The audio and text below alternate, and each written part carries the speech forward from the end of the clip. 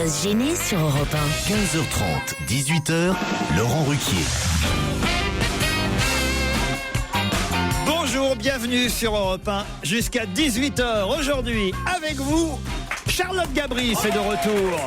La petite jeune qu'on aime bien, qu'on a pris sous nos ailes protectrices. Oui. Elle a intérêt à être protégée aujourd'hui parce que vu ce qui l'entoure, autour de Charlotte Gabris aujourd'hui, Jean-Pierre Coff, Titoff, Michaloff, Bénichoff et Christophe Beaugrand. Bonjour. Bon bah voilà, ça fait une belle équipe quand même. Hein. Pourquoi quand même? Oui, pourquoi quand même? C'est désagréable. Quand même. Je sais que je remplace au dernier Eboué au dernier moment, mais quand même. Bah, c'est vrai, Fabrice Eboué nous a lâchés au dernier moment. Merci d'être venu au pied levé le remplacer. C'est le nègre de Fabrice Eboué. Je voudrais signaler pour les auditeurs qui connaissent déjà Charlotte Gabris qu'elle a vraiment manifestement changé pendant l'été. Oui, j'ai beaucoup changé. Il s'est passé quelque chose. D'abord, vous êtes noir. Fallait bronzer. Vous revenez d'où là? De Suisse. C'est c'est un pays un peu exotique. On a eu 2 jours de soleil, donc ça c'était chouette. Et après, je me suis dit que je pouvais me faire les cheveux foncés, mais je me suis fait un peu casser ce matin. Déjà, on m'avait dit que je ressemblais à une Rome, mais bon après. Non, c'est pas ça. Mais si. on sent bien que c'est pas une couleur brune naturelle. Mais pourquoi? C'est la même couleur que mes sourcils. Oui. Donc, bah alors. C'est accordé. Et c'est tout à la place des cheveux. C'est un peu l'hôpital qui se fout de la charité là. Je suis désolée, mais... C'est vrai. Non, mais Jean-Pierre, Fallait pas aller sur le terrain. Jean-Pierre, Dieu sait que je te défends toujours, mais là t'as mis le pied dans un trou. Qu'est-ce qu'il y a, Pierre? Qu'est-ce qu'il y a? Arrêtez de mater dans le public. Je mate dans le public parce que j'ai vu mon dévolu. C'est laquelle? C'est la petite brune au premier rang là? Ta gueule, toi. Ça veut dire c'est la petite brune, c'est une dame. Regarde-moi ça. D'accord. Puis tu la verrais à poil, dis donc. Et toi, c'est lequel? C'est le petit gros ou le grand blond? C'est le chevelu derrière toi. Charlotte, j'ai un auditeur qui s'adresse à vous pour vous rappeler un peu qui est qui autour de la table. D'accord. Au cas où vous l'auriez oublié, puis il y a des petits nouveaux dans l'équipe aujourd'hui. Bon, notre auditeur ne pouvait pas savoir que Christophe Beaugrand serait là aujourd'hui, mais en revanche, voilà, il vous rappelle que voilà, vous avez autour de la table, face à vous, quelqu'un avec un accent à la con. Alors ça, c'est Titoff. Hein. Il a un projet de nouveau spectacle dans 3 ans. Aller sur scène ne lui posera pas de problème, mais ça ne va pas être facile de monter sur scène s'il continue à s'empiffrer de Madeleine. Non, c'est du cake. Non, désolé, c'est énorme. Au moment où tu dis ça, il est en train de s'ouvrir une Alors, il a fait une jolie chanson d'ailleurs. Ah oui. Ce soir, je m'empifferai de Madeleine au cinéma. Charlotte, il y a aussi Pierre Bénichou dans l'équipe. Lui, vous l'avez reconnu. Au cas où vous ne l'auriez pas reconnu, notre auditeur précise que si vous avez, chère Charlotte, les épaules d'Amélie Mauresmo, les bras de Gaël Monfils, les yeux de Linda Lemay et pas un accent de plouc, vous aurez toutes vos chances. Ça, c'est pas gagné parce que l'accent, évidemment, ça, il n'est pas québécois, mais on n'en est pas loin. Mais Pierre est un seigneur avec un peu de chance. Dès le premier soir, il vous emmènera dîner dans un courte paille ou au flunch sur la 13. Le petit chauve avec des lunettes de soudeur daltonien. Qui regarde Laurent Ruquier en se demandant ce qui va lui tomber dessus. C'est le petit nouveau, Jean-Pierre Coff. Lui, vous pouvez le pécho à l'aise, nous dit l'auditeur. Mais attention, lui faites surtout pas boire de la bière avant de se coucher, ça risque de dilater la couette. Oh, bah ça alors. C'est quoi cette histoire? Qu'est-ce que ça veut dire ça? C'est un Ça veut auditeur dire que je intime. ne bois pas de bière parce que ça fait péter. C'est quelqu'un qui vous connaît bien. Alors, On n'avait pas compris, tiens. Je suis vraiment ravie de faire votre connaissance. Pour draguer, c'est l'idéal. Hein. Oui, c'est clair. Tu te dis comment résister? Oui, quoi. c'est ça. pas si mal que ça. Hein. Ah oui, De quoi? De péter? L'odeur de paix sous la couette? Oui, bien sûr. Vous aimez? Si on est un autre amateur, évidemment, ou Oui, une oui. autre amateur. Ah non, Il y a celui qui fait fort, celui qui fait pas fort, celui qui en a aussi pour les sourds. Tu connais? Non. Quand t'as pu, tu dis il y en a aussi pour les sourds. Qu'est-ce qu'il y a, Pierre? Quelle élégance. Il faut que je vous le décrive. Quand on dit un petit chauve, d'abord c'est un colosse. Ouais. Ensuite, il est d'une élégance absolument formidable. Et maintenant, il vient de signer chez Leaderprout. Si vous saviez ses manchettes, ses poignets, Ouais. il a des poignets En tissu. simples. Il a des poignets simples, mais quand même avec une possibilité de mettre des boutons de manchette. C'est les boutons de manchette en tissu d'ailleurs, sur les boutons de manchette en soie. Ouais, Ils sont j'ai acheté ça au printemps, déjà il y a 20 ans, ça va. Non. Écoute, Mais arrête. si, la boutique. La boutique, ouais, Arrête. mon magasin En fait, le printemps, c'est ma mère qui m'avait ramené ça parce que ça coûtait trop cher les trucs en métal. Mais non, ça c'est les plus jolis. Ça. Pour les gens élégants, vous êtes habillés comme un Romanichel et vous vous moquez des gens qui ont la correction le matin de venir Alors habiller. petit gilet à capuche. Gilet à capuche, ça suffit. Allez, Non, c'est- Ça ne hop, se fait j'appuie plus. sur le bouton. Mais là. ça ne se fait plus du tout. Mais le machin capuche là que vous avez, c'est fini, c'est devenu très très flou. Maintenant vous. Non, c'est Ah non, mais c'est je pas- vous assure. Mais oui, on Non, mettait mais- ça avec Jean-Pierre quand on faisait le tour de Central Park il y a 15 ans. Oui, Mais non, mais- Hit the Road Jack, on mettait ça. Méfiez-vous, parce que à force de vous moquer des gens qui sont à peu près bien élevés et élégants, ça va tourner mal pour vous. D'accord, Jean-Pierre. Et même puisque je suis avec mon pote, ça tournait mal pour ta gueule. Allez, des mails d'auditeurs après la pub, on se retrouve. Retour du côté du studio Merlin d'Europe 1. On retrouve Laurent Ruquier et ses complices pour On va gêner. Vous le savez maintenant, ça commence à 15h30 et ça va jusqu'à 18h. Mais une chose ne varie pas, c'est vous, chers auditeurs. On vous aime et on fait la part belle. Pas mal de mails pour vous, Christophe Beaugrand, quand même. Hein. Bravo. Oh bah ça va, Pierre. Hein. En 2 émissions déjà, vous avez manifestement marqué nos auditeurs, ou alors vous avez de nombreux amis, j'en sais rien. C'est Mais en tout cas, possible, je sais pas. ils nous envoient des mails. Bonjour Laurent, fidèle auditeur de 21 ans, je vous écoute depuis de nombreuses années. Mes oreilles n'ayant jamais été choquées par vos propos sur France Inter, je vous ai suivi sur Europe 1, c'est dire. Et je voulais vous faire part de ma gratitude pour avoir pris Christophe Beaugrand dans votre équipe. Je l'aime beaucoup, il me fait rire et j'espère vraiment le revoir pendant quelques mois. C'est Sylvain, alors on va tout de suite vérifier. Vous êtes au téléphone, Sylvain? Oui, c'est ça, bonjour. Vous êtes Bonjour à un tous. ami personnel de Christophe Beaugrand? Exactement, c'est ça. Non, je ne C'est mon connais pas cousin. de Sylvain. Ouais, ben alors, comment vous le connaissiez, Christophe Beaugrand? Bah, j'écoutais en fait Morandini le matin, donc c'est comme ça que je l'ai connu. Au revoir, Sylvain. J'ai passé quelques mois avec Jean-Marc. Ouais, j'appréciais beaucoup ses billets d'humeur et du coup, je suis super content de le retrouver à la rentrée dans votre émission. Bah c'est gentil, Sylvain. Olivier pense la même chose et il bah, lui merci. dit en ce moment Gérard Miller n'est pas terrible, vous pourriez le remplacer définitivement par Christophe Beaugrand. Je sais pas qu'est-ce que vous en pensez, Pierre. Il s'en fout, il dort, Il Pierre. s'en fout. Ça parle pas de lui, il roupille. Non, moi je trouve qu'ils sont à peu près pareils tous les deux. Non, j'ai une information très importante à vous donner. Mais enfin, si je peux. Vous avez un courrier vous aussi J'ai un courrier. Profitez-en, on est dans la J'ai lecture un du Ça y est, courrier. il veut tirer la couverture, hein, j'ai bien compris. Vous connaissez ce petit boui-boui qu'on voit sur les routes là? Courte paille. Ce boui-boui qui s'appelle Courte Paille. Ça a pas recommencé. Que j'ai C'est eu quoi, la ça faiblesse de conseiller l'autre jour. Ouais. C'est Plouc. M'envoie un bon service client Courte Paille montant 17 €. Date de validité. Numéro du pauvre. Et ils mettent la photo de ce qu'on peut becter. Sérieusement. Est-ce qu'on envoie 17 € à un type comme moi? On envoie par la poste 1700 €. Le prix de 15 grammes.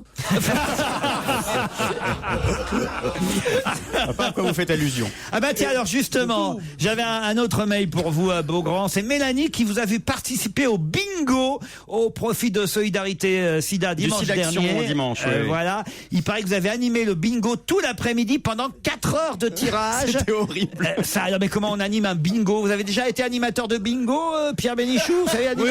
Oui.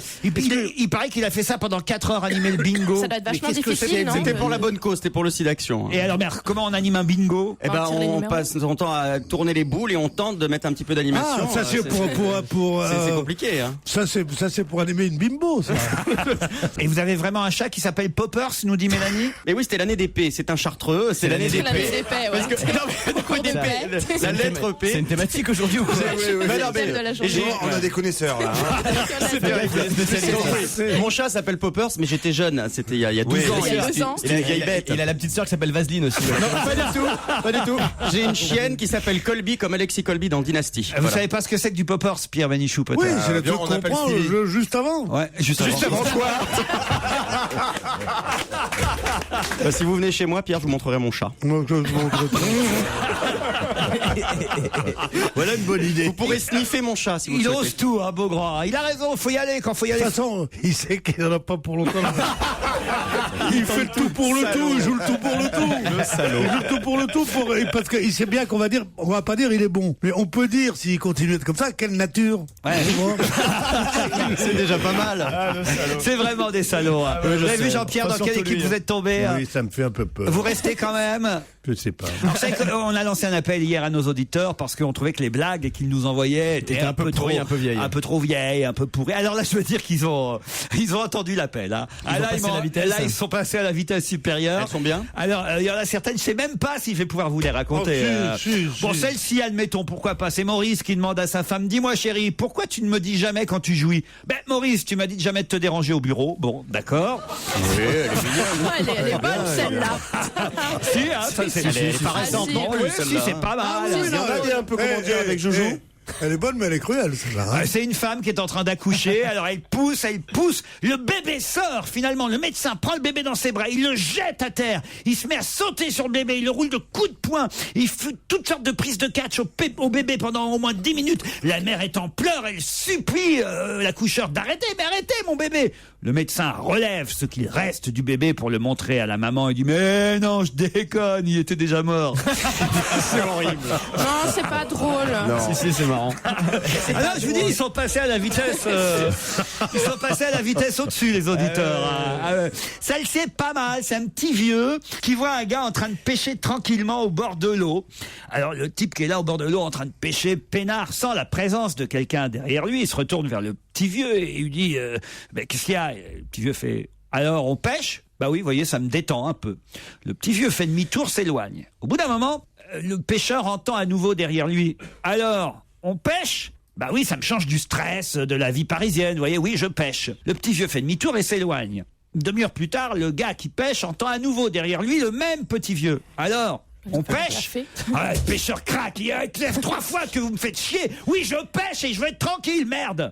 Puis il plie ses affaires de pêche, il enfourche son vélo, le pêcheur, et il attaque la grande côte qui mène jusqu'au village sur la colline où il est en vacances. Il va essayer de trouver un autre coin. Puis arrivé en haut de la côte, alors qu'il est déjà en nage sous l'effort, et ta bicyclette, il se retourne pour voir le chemin parcouru, et il aperçoit en bas de la côte le petit vieux qui est en train de lui faire des grands signes. Il se dit: merde, j'ai dû oublier un truc. Il redescend évidemment avec son vélo, il arrive en bas, et l'autre lui fait: alors, on fait du vélo? Ah si, elle est pas mal. J'aime bien ça. Ah si, elle est bien. Pierre, vous la connaissiez? Oui. J'ai bien vu à votre tête que vous la connaissiez. Si, elle est bien con. Pierre, je suis effondré. Qu'est-ce que vous voulez? Non, moi aussi, je suis effondré. Moi, je suis effondré pour autre chose. Ah, allez-y. Parce que si je vais plus loin dans mon invitation de courte paille, mon invitation de courte paille, je peux vous lire des trucs. Ça vous dérange pas de vous taire pendant que je Invitation à 17 €. Offre les 17 €. Ouais. On leur a fait pour 200 briques de pub, ces cons-là. Sans le vouloir, normalement. Gagner une Ils andouillette. m'envoient un truc de 17 €, ils disent: offre valable en France métropolitaine, toute reproduction ou utilisation dans un autre but donnera lieu à des poursuites. Ce bon cadeau ne peut être remboursé en espèces. Vous allez tout nous ni lire. cédé. Et Courte Paille décline toute responsabilité en cas de perte ou de vol du présent titre. Mais crève. Oh là là, voilà ce que je fais, moi. il le déchire en direct, c'est écoute, bouleversant. Gainsbourg a été célèbre pour avoir désiré un billet de 500. Moi, je déchire un billet de 17. Voilà. 17 € de Courte Paille, vous auriez pu l'offrir à quelqu'un dans le public. Non, j'aime pas les pauvres, moi. Dans un instant, tout de même, on se retrouvera après un peu de musique avec Paul Vermus. Vous aimez On va gêner? Vous avez bien raison. Vous aimez Laurent Ruquier? C'est encore mieux. Vous souhaitez assister à l'enregistrement mais vous ne savez pas comment faire? Écoutez, moi je vous donne la solution. Appelez-nous au standard d'Europe 1, c'est le 39 21, 34 centimes d'euros par minute. Une info, une enquête, un défi. C'est le challenge Vermus. Paul, avant de vous donner vos enquêtes du jour, j'ai quelques réclamations envoyées par les auditeurs. Bonjour Paul. Bonjour Laurent, bonjour à tous. Bruno, Bonjour. par exemple. Jean-Paul. Il dit voilà, Monsieur Vermus s'est trompé. Il aurait quand même pu préciser que c'est un homme qui avait agressé François-Marie Bagné dans la foule des manifestants l'autre jour et non pas une vieille dame, comme il l'a dit bêtement. S'il avait vu les images à la télévision, il l'aurait su. Eh bien, c'est une erreur de sa part. Je persiste et je signe. Je dirais même que c'est un homme plus une femme. C'est-à-dire, Voilà. il s'est fait Bah, c'est agresser deux plusieurs personnes, fois en alors. même temps, c'est ça. Ah bon, alors écoutez, je vous crois, Bon, Paul. réclamation suivante, s'il vous plaît. Tu sens l'ancien Bonne militaire, ambiance. quoi. Tu vois, c'est pas le genre de type qui est là. Réclamation suivante. Vous nous avez dit aussi que Frédéric Mitterrand, solidaire du président de la République, n'avait pas porté de Charlotte. Il ne s'agit pas évidemment de notre camarade, n'avait pas porté de petit chapeau dans la grotte de Lascaux. Eh bien, c'est faux, car dans le petit journal de Yann Barthès, on a pu voir notre ministre de la Culture affublé de la tenue de protection complète, y compris la Charlotte, contrairement à ce qu'a raconté notre ami Vermus. Oui, mais les trois autres n'en avaient pas, et à un moment, l'un des responsables de la grotte a remarqué la chevelure de Frédéric Mitterrand, qui est une chevelure qui frise, et on lui a demandé surtout sur le derrière, porter la Charlotte. C'est bien la première fois qu'on le voit avec une Charlotte. D'habitude, il met pas de chapeau, pas de Charlotte. Il y a d'autres petites réclamations ou c'est fini les réclamations? C'est fini, mais j'ai en revanche des enquêtes à vous confier, Paul. Ce sont vos missions du jour. D'abord, la loi contre le port de la burqa a été définitivement adoptée hier, vous le savez sûrement, puisque après avoir été adoptée à l'Assemblée, il fallait quand même qu'elle passe cette loi devant le Sénat. Les sénateurs ont voté hier et adopté cette loi à 246 voix pour et 1 voix contre. En effet, les socialistes se sont abstenus parce qu'ils n'étaient pas tout à fait totalement contre cette loi, mais ils n'ont pas voté forcément oui non plus, donc ils se sont abstenus. Mais il y a eu 1 voix contre. Moi, j'aimerais savoir quel est le sénateur qui a voté contre Paul Vermus, puisque c'est pas écrit dans les journaux. On va le trouver. Hein. Ça c'est intéressant quand même. Un mec tout seul qui vote contre la loi, ça quand même, ça mérite qu'on connaisse son nom au moins. Oui. Vous êtes capable de nous le trouver, Paul? Tout à fait. Vous savez que les couloirs de l'Assemblée et du Sénat, je connais. Hein. Qui était présent au mariage discret d'Éric Besson, puisque c'est fait, hein, en catimini, Monsieur Besson s'est marié dans son ministère. On a le droit? Ah bah oui, on a le droit. Dans son ministère, Laurent, comme je vous l'avais dit il y a quelques jours. C'est vrai. Ça c'est vrai, je dois le reconnaître. Bon, vous faites des remarques, quand c'est bon. Bon, c'est vrai que ça tombe pas tous les jours. Enfin, parfois, ça arrive d'avoir un coup de chance, quoi. Aussi. Alors, qui était là, en tout cas, au mariage? Est-ce qu'il y avait une fête au ministère? Et est-ce que c'est vrai que Madame Rachida Dati s'est déplacée jusqu'au ministère de l'immigration pour avoir pour marier Monsieur Besson? C'est courageux d'aller au ministère de l'immigration, dis donc. Ah oui? Bon, elle aurait pu se faire. Non, c'est pas facile cette enquête parce qu'il y a une chope de béton là-dessus. Comment ça? J'ai l'impression une chope de béton, pas une chape, une chope. Une chape de béton. Une chape de plomb. C'est vraiment top secret, quoi. Et c'est possible de savoir s'il y avait un buffet? Un buffet, est-ce qu'il y avait dans le buffet aussi? J'aurais bien voulu savoir. Est-ce que c'était un buffet halal? Ouais, c'est ça. Oui, bon, j'essaierai d'enquêter. D'accord, merci. Vous me demandez souvent l'impossible et c'est de plus en plus difficile ce que vous me demandez. Le président Sarkozy aussi était en visite hier à Villeneuve-le-Roi où il a rencontré des ouvriers du bâtiment. Et dans la presse, dans François précisément, on nous dit qu'en fin de rencontre avec les ouvriers, le président a voulu parler des retraites et qu'une trentaine d'ouvriers, je cite François, ont été triés sur le volet. Alors moi j'aimerais savoir comment ont été choisis ces ouvriers, quels étaient les critères de sélection des membres de l'UMP déguisés. Comment ça, des membres de l'UMP? Bien sûr, sûrement des membres de l'UMP déguisés. Ils leur ont filé des tabliers et hop. Et puis alors, dernière question, les rapports entre le Premier ministre et Michel Alliot-Marie sont-ils vraiment au plus mal? Puisqu'hier, on a bien compris que le Premier ministre reprochait à la ministre de la Justice d'avoir laissé fuiter des informations envers les journalistes et qu'elle était responsable de son conseiller qui la suit depuis plusieurs années dans différents ministères, si j'ai bien compris. J'ai bien compris, Paul? Vous avez tout à fait compris. Je crois que rien ne va plus entre MAM et le Premier ministre. Mais il y a eu quelque chose entre eux? Il y a quelque chose. Il y a peut-être eu quelque chose. En tous les cas, il n'y a plus rien maintenant. Et quelque chose de quel genre? Écoutez, ne soyez pas trop curieux, soyez pas impatients. Attendez 1 heure et vous en saurez plus. Oui, mais je voudrais quand même vous poser une question, ça m'intrigue. On n'a quand même pas le droit de se marier dans un ministère. Il y a les mairies pour ça. De quel droit est-ce que... Le président de la République, c'est marié. Oui, mais monsieur le président de la République, le président de la République, il a peut-être des droits, des avantages que les ministres n'ont pas. Oui, mais en cas exceptionnel, on peut ne pas publier officiellement. Mais alors, est-ce que je pourrais me marier chez moi dans mon jardin? Oui, il suffit de connaître son édile. Je connais bien son idylle. Je connais très bien mon édile. Pour vivre ton idylle avec Odile, il faut connaître son édile. Et tu peux demander une dérogation. Et si le maire est d'accord pour venir chez toi, il vient chez toi et il te marie chez toi. C'est comme d'être enterré dans son jardin. Sinon, moi, j'étais enterré dans mon jardin à 2 reprises. Moi qui vous parle ici, j'étais enterré 2 fois dans mon jardin. Non, mais on peut avoir toutes les dérogations possibles. Hein. Mais non, mais il me semble qu'on n'a même pas à demander, parce que vous faire une confidence, Paul Vermus. Je marie mon fils. Non. C'est bien, bravo. Moi, je l'ai marié la semaine dernière, le mien. Eh ben oui, moi c'est... Dis donc, vous êtes tranquille alors. Voilà. Mais pas ensemble, visiblement, parce que je vous ai pas vu. D'abord, je savais même pas que vous aviez un fils, C'est Jean-Pierre parce que Coff. vous vous intéressez pas à ma vie. Mais un vrai fils, pas un M'en fils. fous, je genre, réponds à ce que c'est, hein. je me balade et je me promène et je dis tiens, ça c'est un neveu, puis le lendemain tiens, ça c'est mon fils. Non, mais vous me prenez pour qui? Je vois pas du tout à quoi vous faites allusion. Oui, puis... On en a connu beaucoup des comme ça. Non. Là, j'aurais dit c'est mon neveu, c'est mon fils. Jean-Pierre Coff. Jean-Pierre Coff a un fils, vous le saviez vous, Paul? Moi, je le savais. Ouais, je le savais. Enfin, dites-lui que ça va lui coûter bonbon, le mariage. Hein. Je sais de quoi je parle. Hein. Mais pourquoi il se marie si tard, votre fils? Eh ben, Il l'a parce fait il y a pas que longtemps, Il a hein. été longtemps avant de trouver une dame, mais il se marie, c'est une régularisation. Il a déjà des enfants. Mais alors, Je suis grand-père, bien sûr. et elle est sympa votre bru alors? Soyez gentil de pas poser de questions. Vous voyez bien que là, c'est moi qui raconte, c'est pas l'inverse. Et donc dans votre jardin, vous allez faire le mariage avec Ben, je sais pas. le curé si du je- coin. Je ne sais pas si j'ai envie que ça se passe dans mon jardin. C'est ça le problème. Putain, c'est le traiteur qui doit avoir la trouille. Ah, il doit angoisser le mec. Le traiteur, non, mais vous imaginez le traiteur, on lui dit, il y a un mariage, c'est le mariage chez monsieur Jean-Pierre Coff. Le traiteur, il balise, quoi. Alors, il va y avoir 850 Knacky Ball Leader Prize, tu vas voir. Ça va être Non, super. non, mais demander à Alain Ducasse. il y a pas, c'est dans l'intimité. Il n'y a pas un Barnum incroyable. Il y a combien de personnes invitées? Il y en a 20. C'est une grande fête. C'est vous qui faites la cuisine alors, Jean-Pierre. Exactement. Vous allez pouvoir rentrer. Michel Drucker est Mais pas invité. du tout, pourquoi?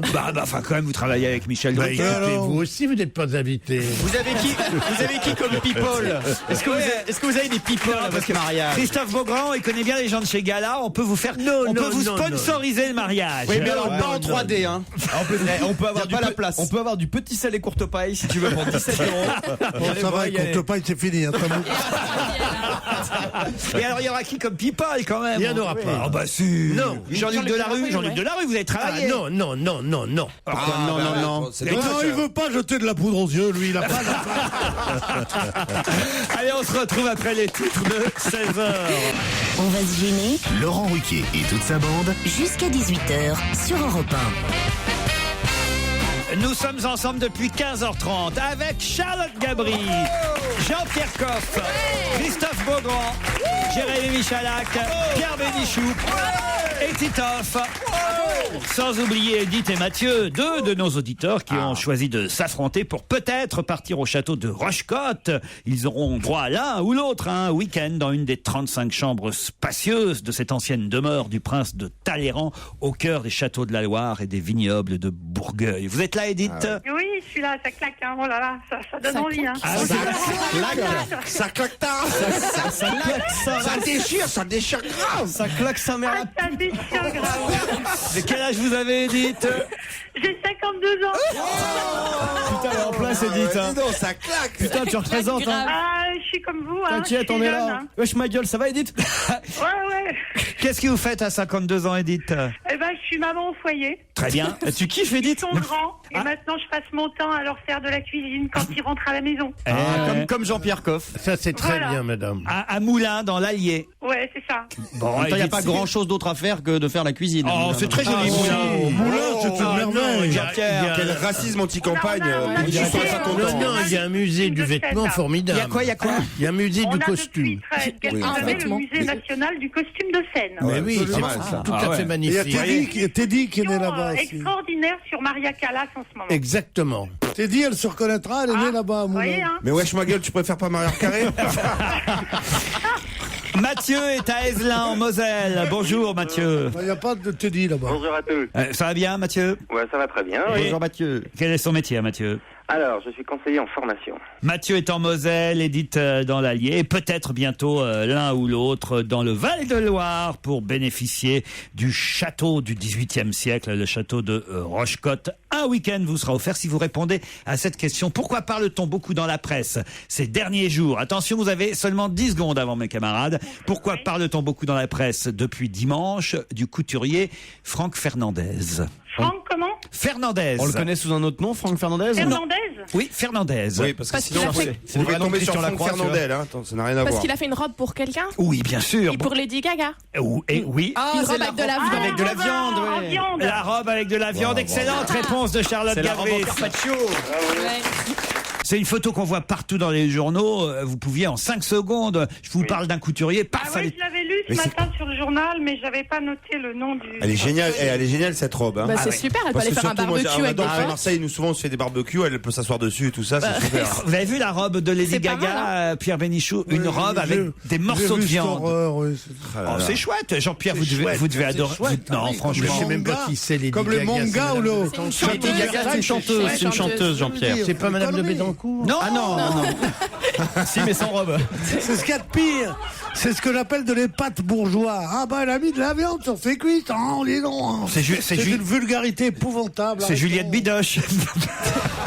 Non, franchement, c'est joli. Non, c'est sympa. C'est pas tout à fait original ce qu'elle vient de lancer, Lady Gaga, parce que c'est la mode du moment. Libé, le 3 septembre dernier, c'est ce que nous racontaient ce matin Marie-Joëlle Gros et Catherine Malaval dans ce quotidien. Libé, déjà le 3 septembre dernier, avait évoqué la tendance viande de la rentrée dans l'habillement. Il y avait la tendance fourrure avant, maintenant c'est la viande. Oui, vous avez des chaussures bacon, par exemple. Bien sûr, moi j'ai un slip en escalope milanaise. Des chaussures bacon, des cravates en viande hachée, par exemple. Le seul problème, c'est que t'es un peu copain avec tous les chiens du quartier, quoi. Jean-Pierre, vous devez aimer ça, vous qui aimez la viande, les machins, la bonheur. Mais pas pour s'habiller. Je sais pas, moi, un petit porte-jartel en tripe. Ah ouais, ça peut être pas mal. Un petit porte-jartel en chipolata, ça dirait bon. Pour le mariage, pour votre bru. Un string saucisse. Oui, il faudrait la quelle horreur. La merguez, ça pique, hein, c'est pas piqué. Ça va être joli, franchement. Oui, c'est possible. Voilà. Je vais voir. Mais... Moi qui n'aime ni la viande ni les femmes, je suis au supplice. Non, mais écoutez, elle veut faire parler d'elle, c'est tout. Lady Gaga, elle a réussi, vous voyez. Oui, mais assez de cette indulgence incroyable. C'est un truc dégoûtant, idiot, stupide, qui rend les gens encore plus bêtes qu'ils ne sont. Arrêtons. Et pourquoi ça vous dérange, Une Pierre robe en viande. Parce que c'est grotesque, une robe en viande. Parce que lui, la robe en viande, il est plus énervé contre une robe en viande. Parce que lui, il est plutôt culotte au poisson. Mais c'est pas demain que tout le monde va acheter une robe en viande, de toute façon. Mais alors pourquoi la mettre dans les journaux? Il met une robe en viande et t'as toutes les codes qui disent putain, elle a de la chance. Ça devrait vous plaire. Elle fait le buzz. Ça doit être un mot que vous aimez, ça. Buzz, 2Z. Internet. Ouais. Voilà. Il va m'apprendre à causer en plus. Mais oui, elle fait le buzz. Il a raison, elle fait le buzz. C'est pour ça, c'est pour qu'on parle d'elle. Tu peux tuer des enfants aussi pour qu'on parle de toi. C'est ce que vous avez fait déjà. Ça veut dire ça. Là, vous mettez le doigt sur un côté rigolo, mais la réalité, c'est qu'il y a quand même plein de gens qui crèvent de faim et qui, voyant ça, doivent se révolter. Ben ouais, c'est comme les mecs qui déchirent des bons pour aller chez Courtepaille.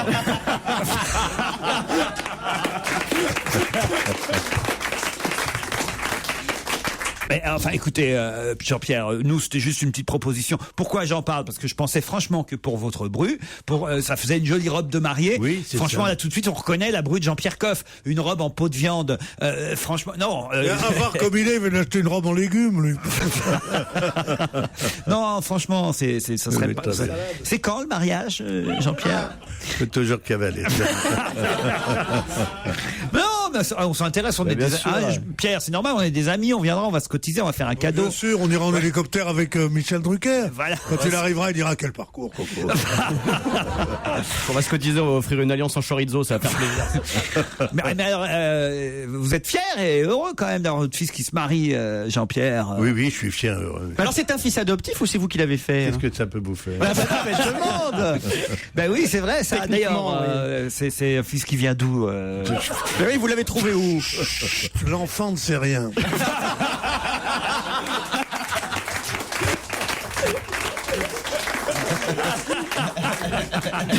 Vous êtes toujours là, Edith et Mathieu? Oui. Bah écoutez, oui. c'est perdu. Vous n'avez rien gagné, mais avouez, vous serez bien marré quand même. On vous embrasse tous les deux. On va se gêner. Laurent Ruquier et toute sa bande. Jusqu'à 18h sur Europe 1. Et jusqu'à 18h, vous écoutez On va se gêner avec Laurent Ruquier à ses côtés aujourd'hui. Pierre Bénichou, Christophe Beaugrand, Jérémy Michalak, Titoff, Jean-Pierre Coff et la seule fille, mais pas des moindres, Charles Gabris. Qu'est-ce qui se passe, Charlotte? Qu'est-ce qu'il vient de me dire? Qu'est-ce qu'il a dit? Qu'est-ce qu'il vous a dit? Regarde, il me fait, tu vois, je me pose une question, donc je me suis dit qu'il allait dire un truc intéressant, et en fait, non. Hein, et il m'a dit, je me demande si t'es très belle ou pas du tout. C'est pas possible. C'est un mec qui sait parler aux femmes, quand même. Oui. Et franchement, c'est vrai qu'au début, j'étais très attirée par Jean-Pierre Coff qui me parlait de paix, et autant maintenant, je suis très attirée par vous, parce que vous savez parler aux femmes. Je déconne. Non, mais elle est jolie quand même. Justement, Oui, quand même. Elle n'est pas jolie. Ou elle est un canon, ou elle est moche. C'est gentil, mais ce qui est bien avec vous, c'est qu'on se pose pas la question, on a la réponse directe. Elle est bien, Non, pas du tout. elle est bien emballée en plus. Hein. Une question qui va nous emmener en Allemagne. Où en Allemagne construit-on le plus de murs anti-bruit en béton? À Berlin. Alors, à Berlin, non, pas spécialement. C'est dans toute l'Allemagne. Comment c'est pas près des autoroutes. C'est pas près des autoroutes. Non, non, genre là où il y a des stades de foot, des choses comme ça. Non. Des gares. Non. Faut trouver ce qui fait du bruit. Où construit-on le plus de murs anti-bruit en béton en Allemagne?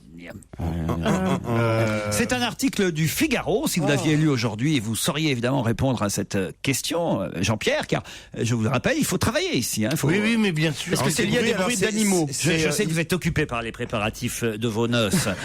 Ce sont pas les miennes. Mais quand même. En fait, c'est des murs anti-bruit en bordure, à côté des campements de Rome. Mais comme chaque fois ils se déplacent, alors ils sont obligés de refaire un mur, en fait. Pierre. Oui, je vous demande. Je vous vois en train de parler dans le public. Je parle à mon public, oui. Vous draguez, mais c'est à 3 jeunes garçons que vous parlez, enfin. Je crois qu'il a la vue qui baisse, là, ça y est. Il se fait copain avec eux parce que les filles sont avec eux, je crois. Ah oui, c'est la vieille technique, il se fait copain d'abord avec les mecs. Mais ils sont pas ensemble. Et ils vont te péter la gueule, les mecs. Ils t'attendent à la sortie. Ils vont me péter la gueule avec quoi? Avec la langue? Le plus drôle, c'est en tout cas, comme il y a 3 mecs et 2 filles, il y en a un qui est tout seul, surtout. Bon, dites, mes murs anti-bruit. Près des forêts où il y a des animaux. Près des forêts où il y a des animaux, Charlotte, expliquez alors. Parce que des cerfs, ils font énormément de bruit en Allemagne, ils sont assez réputés pour ça. Les cerfs allemands? Les cerfs allemands, en mars, fin mars. Et ils ont construit des murs pour pendant éviter la fête de la bière, en fait. Non. Pendant la fête de la bière. Pendant la fête de la bière. Parce que les cerfs pètent. Ça recommence. Parce que les mecs après la fête de la bière, ils s'arrêtent en bordure de forêt pour servir leurs petits besoins et les cerfs sont bourrés. Est-ce que c'est un lieu festif? Près de lieux festifs? Est-ce que c'est par exemple... On peut pas dire ça. Une boîte de nuit. Une boîte de nuit, une discothèque, ou un endroit de concert. Non, c'est près des terrains de foot? Non plus. C'est en ville ou c'est à la campagne? Non, c'est plutôt dans les villes. Est-ce que c'est près de toi, mon Dieu, non? Non. Bien ça. Non. Mais alors, ça fait un tollé, évidemment, en Allemagne, parce que les statistiques ne sont pas en faveur de nos amis et cousins germains. Près des églises. C'est là où il y avait l'ancien mur de Berlin, en fait. C'est non, pas du tout. Non, je vous ai dit, c'est pas spécialement à Berlin. Non, c'est dans toute l'Allemagne. Ce sont des gens qui font du bruit. Autour des écoles. Autour des écoles. Pas seulement les écoles. Des crèches. Les crèches et les écoles. Bonne réponse de Jérémy Michalak et Jean-Pierre Coff. C'est horrible. Les Allemands ne supportent pas le bruit des enfants. Ils les trouvent trop bruyants. Et vous avez des origines allemandes. Oui, tout à fait. C'est trop bruyant. Je n'aime pas les enfants. Mais c'est vrai que des fois j'aime bien les enfants, mais des fois j'ai envie de leur dire Ruhe verdammt normal. C'est juste ça. Voilà. Mais je peux comprendre. Mais vous avez été élevé en Allemagne vous-même? Oui, c'est pour ça. Votre maman est allemande. Ma mère est allemande. Alors comment elle vous parlait, votre maman? Non, mais elle était adorable avec moi. Mais elle, par exemple, quand je dormais, je voulais pas. Elle disait Est-ce que tu schlafen? Puis t'as juste envie de dormir parce que t'as pas envie de contredire. Ça veut dire bonne nuit, mon bébé. Oui, c'est ça. Mais alors, sauf que là, on nous dit pas que ce sont les parents qui sont bruyants. On nous dit que ce sont les enfants et que les voisins des crèches et les voisins des écoles ne supportent plus le bruit des petits enfants allemands. Ils parlent fort, les enfants allemands. Ah oui. Oui. Les enfants sont aussi. Déjà, c'est pas une langue douce à la base. Si vous avez un appartement ou n'importe quoi à côté d'une école ou même à la campagne, c'est insupportable. Oui, mais il y a les chants allemands en Allemagne, ce qu'il faut savoir. Donc ça le pire, paraît-il, et je ne dis pas du tout un truc que les handicapés ne m'envoient pas, c'est une réalité. Ah oui. Françoise Dolto vivait au-dessus d'une école, son appartement était au-dessus d'une école de sourds-muets. Et elle disait, les bruits que font les enfants sourds-muets, les hurlements qu'on entend, comme ça, c'est bien pire que toutes les écoles d'enfants qui parlent. Imagine les sourds-muets allemands. Eux, ils s'en foutent, quoi, tu vois. Ils s'entendent pas, donc ils crient. Ils tirent les chaises. Non, mais moi, je voudrais rendre cette émission un peu culturelle, comme ça. Tu crois au contraire que c'est une sorte de silence? Pas du tout. Pas du tout, c'est très très bruyant. Mais quand vous dites que les Allemands n'aiment pas les bruits des enfants, c'est pas vrai. Parce que moi, pendant la guerre, maman avait un ami allemand. Et il m'arrivait de pas avoir envie de me coucher. Je veux pas me coucher. Ben, il m'a jamais battu. Hein. C'est vrai? Non, il me mettait un peu de gaz dans ma chambre. Non, mais il était très gentil, Hans. Il est gaz hilarant. Ah oui, là, il avait offert une combinaison en soie à ma mère. Une combinaison noire très jolie. Elle était obligée de la donner quand elle a été tondue après la libération. Mais oui, c'est des souvenirs un peu douloureux, ça. Non, alors écoutez, vous savez qu'on a plusieurs associations de relations franco-germaniques qui nous écrivent régulièrement pour nous dire que les clichés qu'on transporte et qu'on trimballe sur l'Allemagne dans cette émission deviennent insupportables. Insupportables. L'Allemagne, c'est fini la Deuxième Guerre mondiale. Ah bon? Surtout Surtout ne le dis pas aux Juifs que je cache dans la cave.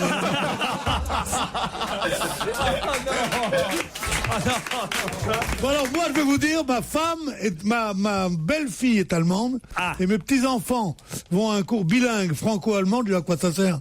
On a demandé une choucroute de parler l'allemand. C'est vrai, plus personne, il n'y a que les philosophes. Si on parle plus l'allemand, comment ils font les Allemands? Ils parlent le flamand. Ah oui. Les Allemands parlent allemand encore. Faut bien quand même que les Allemands parlent entre eux, quand même. Quand même, on découvre des choses dans cette famille, parce qu'on est un peu une famille finalement tous ici. On apprend par hasard, et là quand même on est très déçus et très tristes parce qu'on aurait aimé recevoir un faire-part que Jean-Pierre Coff marie son fils dans son jardin. Moi personnellement, j'aurais dû recevoir un. Voilà. Après, on apprend par un autre hasard que Pierre Bénichou a des petits-enfants qui sont à moitié allemands. Alors, on ne sait pas par quel côté ils sont allemands. Hein. Et parfois, quand tu passes dans le couloir... Mon fils est français, mon cul est international, et ma belle-fille est allemande. Comment s'appelle-t-elle? Kurt Paille. Voilà. Non, elle s'appelle Vanessa, elle est absolument divine. Vanessa, c'est pas allemand, ça, Vanessa. Vanessa, c'est le chanteur Teff. Elle est si jolie. Déjà qu'elle est pas... Quel bonheur, cette petite Vanessa. Elle est pas très contente avec moi. Ah, pourquoi elle est pas contente avec vous? Qu'est-ce qu'elle vous reproche? Elle me trouve un peu trop français. Je suis sûr qu'il est très pressant avec sa belle-fille. Non, mais sa maman est française. Ah. Donc elle est. Il y a qu'un quart d'allemand chez vos petits enfants. Il y a un quart d'allemand chez les petits enfants et encore le père, il est suisse. C'est un allemand, mais depuis seulement 1937 quand la. Oui. La. Non, qu'une partie de la Tchécoslovaquie a été annexée. Ouais, les parents sont venus. Ah, il est tchécoslovaque alors. Non, ils sont... Tout ça pour nous dire qu'elle est tchécoslovaque.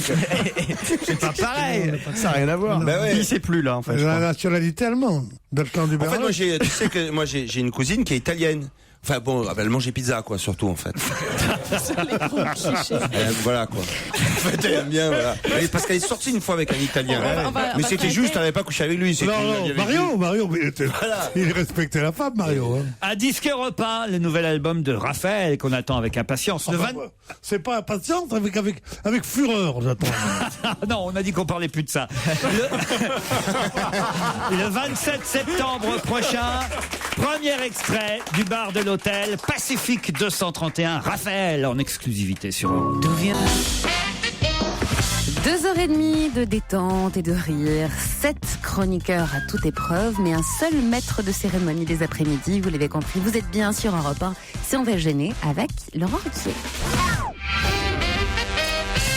À l'occasion de la disparition de Claude Chabrol, certains téléspectateurs ont revu le formidable film qui date de 1977, Violette Nozière.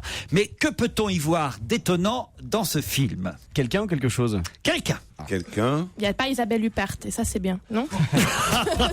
Isabelle Huppert, vous dites? En Allemagne, on dit Isabelle Huppert.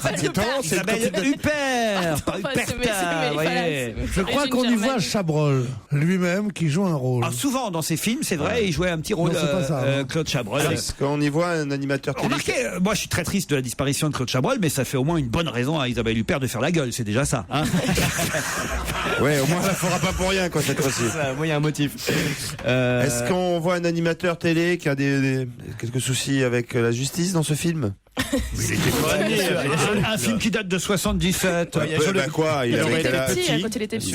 Violette Nozière. Vous vous souvenez de ce film de Claude Chabrol, Pierre? Personne ne sait qui est Violette Nozière, surtout. Rappelez-le alors. Violette Nozière était une jeune fille qui avait assassiné sa mère. Et le procès a été un procès dans les années 30, un des procès les plus retentissants qui soient. Et toute la classe culturelle française, les surréalistes en tête, avait pris parti pour elle en disant que c'était justement, son père était mécanicien, dit-on, de train présidentiel, comme disait André Breton, c'était un cheminot, et c'était une famille petite bourgeoise française dans ce cas de pire, et on l'a dédouané complètement, et c'était devenu, cette Maricine était devenue une héroïne. Est-ce que vous vous souvenez du médecin de famille dans cette famille, justement, Pierre Bénichou? En tout cas, dans le film de Claude Chabrol. Donc la personne qui jouait le médecin. Dans le film, il jouait le médecin de famille. Gynécologue, même si mes souvenirs sont bien. Gynécologue, exactement, Jean-Pierre. Est-ce qu'aujourd'hui c'est toujours un comédien célèbre? Comédien moins célèbre qu'avant, mais il est toujours aussi célèbre. Pour autre chose. Pour d'autres choses. La politique. C'est pas Jean-Pierre Mariel, c'est pas Rochefort, c'est pas Mariel, c'est pas Rochefort, mais c'est quelqu'un qu'on aime autant. C'était son premier rôle. C'est Senna qui est dans Secret Story. C'est ça. Il était pas né en 77. Quelqu'un qui vit toujours. Quelqu'un qui vit toujours. Oui. Donc c'est pas Bruno Kremer, je sais pas, je cherche. On l'a revu plus tard dans d'autres films. Michel Bouquet. On l'a revu dans quelques autres films, pas Michel beaucoup, Bouquet. mais quelques-uns. Pas Michel Bouquet. Il a changé de carrière après. Il a changé de carrière. Aujourd'hui, il est connu pour être quoi? Présentateur? Oui, et puis... Présentateur. Oui, entre autres... Philippe Risoli? Non, pas Philippe Risoli. Cyril Hanouna. Non, Philippe Risoli dans un... Cyril Hanouna dans le film. Moi j'aurais des ennuis de ce côté-là, j'appellerais pas Philippe Risoli. Non, franchement, Pierre, vous avez vu le film, alors vous pourriez quand même réfléchir un petit peu. C'est quand même pas quelqu'un qui est dans l'équipe. Oui, si. C'est Jean-Pierre Coff. C'est Jean-Pierre Coff. Bonne réponse de Titoff. Eh oui. Merci Jean-Pierre de n'avoir rien dit. Il a des lunettes de gynécologue, Jean-Pierre Coff. Je suis d'accord. Alors, c'était un grand rôle, un petit rôle dans ce film de Chabrol, Jean-Pierre? Non, c'était pas un grand rôle du tout. Moi, j'ai pas mal tourné avec Chabrol parce que à l'époque, j'avais un bistrot et j'amenais à boire et à manger sur le plateau. Il adorait ça. Vous jouiez le docteur Déron dans ce film. Oui, exactement. Et c'était un grand rôle, un petit rôle, une Non, apparition? c'était un examen gynécologique. Voilà. Mais vous aviez des choses. Ça vous a pas aidé à faire votre trou dans le milieu, en tout cas. C'est pas. C'est peut-être depuis ce jour-là qu'elle fait la gueule, Isabelle Huppert, en même temps. Comment on vous a proposé le rôle? Oui, de passer de cuisinier à gynécologue. Juste vous arrivez, vous faites un frottis, vous repartez. Ah oui, mais c'est de la merde. C'était pas... Non, on faisait pas de frottis à l'époque. Ah bon? En tout cas. Et alors, vraiment, on bouffait bien sur les tournages de Chabrol? Ah oui, c'est vraiment sans bouffer les transition. chattes toute la journée. Non, voyez où vous me conduisez. C'est un bon souvenir ou pas, Jean-Pierre? C'est un très très bon souvenir. Isabelle était toute jeune, sympathique. Elle l'est plus. Elle est toujours toute jeune. Bon, alors, est-ce qu'Isabelle viendra au mariage de son fils ou pas? Il y avait du monde quand même dans ce film. Il y avait Carmet. Ah oui, Bernard Allan, Mario David, Fabrice Lucchini, qui jouait un étudiant, dites donc, Greg Germain, Zoé Chauveau, Dora Dole, Bernadette Lafont, Jean Carmet, Stéphane Audran aussi, évidemment, qui jouait Germaine Nozière, qui devait être à l'époque encore l'épouse de Claude Chabrol. C'est vrai que votre carrière de comédien, on l'oublie un peu parfois, Jean-Pierre. Parce que c'est pas déterminant quand même. C'est une belle carrière de comédien et aussi une carrière d'auteur dramatique. Il faut pas oublier qui c'est. Tu crois que c'est ça, c'est un mec à qui tu dis fais-moi 2 œufs. Pas du tout.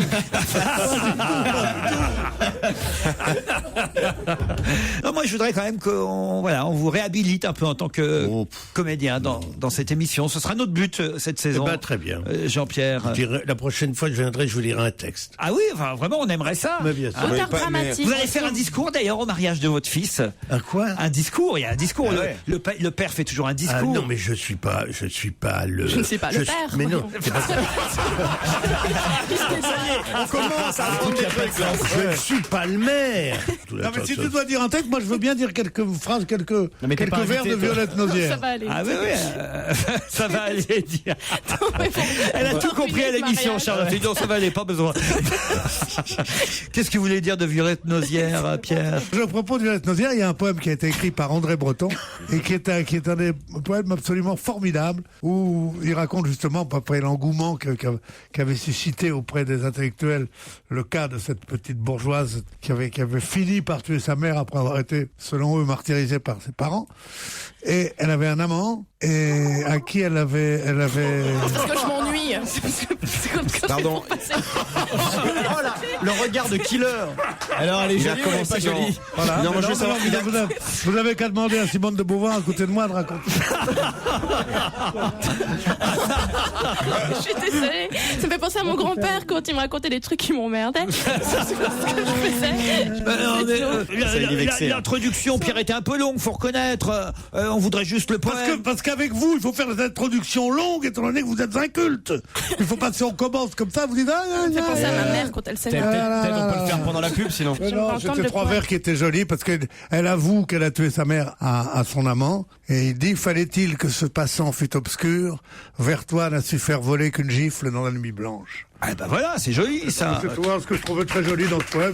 Mais s'il y a des humoristes professionnels qui sont là et qui disent: ça me rappelle ma mère. Tout le monde rit en se tapant sur le bide. Mais non, c'est la dernière fois que tu viens dans cette émission. Pour moi, c'est toi ou moi et on choisira. Jean-Pierre, votre texte, vous, dans le film, c'était quoi? Vous vous souvenez du... J'en sais rien du tout. Le texte dans le... J'écarte les jambes ou quelque chose. Oui, en même temps, c'est une autre poésie. Gynécologue. Qu'est-ce que tu veux qu'il dise d'autre? Le texte que vous aviez dans le film, c'était écarte Mais les j'en sais jambes. plus rien, voyons. Mais ça devait être quelque chose comme ça. On essaiera de retrouver la scène. Ou n'est Quelqu'un pas a une lampe torche. N'aie pas peur, ma petite fille, je veux pas te faire mal ou je sais pas. C'est un gynécologue. Bordel, le gynéco t'arrive. N'aie pas peur, ma petite fille. N'aie pas peur, mon enfant. N'aie pas peur, ma petite fille, je vais pas te faire mal. Tu veux un bonbon? Donc vous étiez le doc gynéco de l'époque, en fait. Ah, pas du tout. Viens voir le docteur, Mais n'en aie pas non, peur. Doc Gynéco, c'est un chanteur, il est pas médecin. C'est vrai, mais enfin, Pourtant, il s'y connaît, hein. C'était une chanson, justement, où il Viens voir le expliquait docteur, bien qu'il sûr. était docteur, voyez. Vous savez pas, vous connaissez pas Doc Gynéco? Non, pas bien, non, mais je le reconnais. Son Non, premier tube, ça- chacun connaît ce qu'il peut. Moi, je connais un peu breton. Marc Gynéco. Non, Mais Doc Gynéco. je vais me pencher sur son œuvre. Tu veux pas nous chanter un petit peu, Pierre? Ta gueule. Je suis absolument furibard.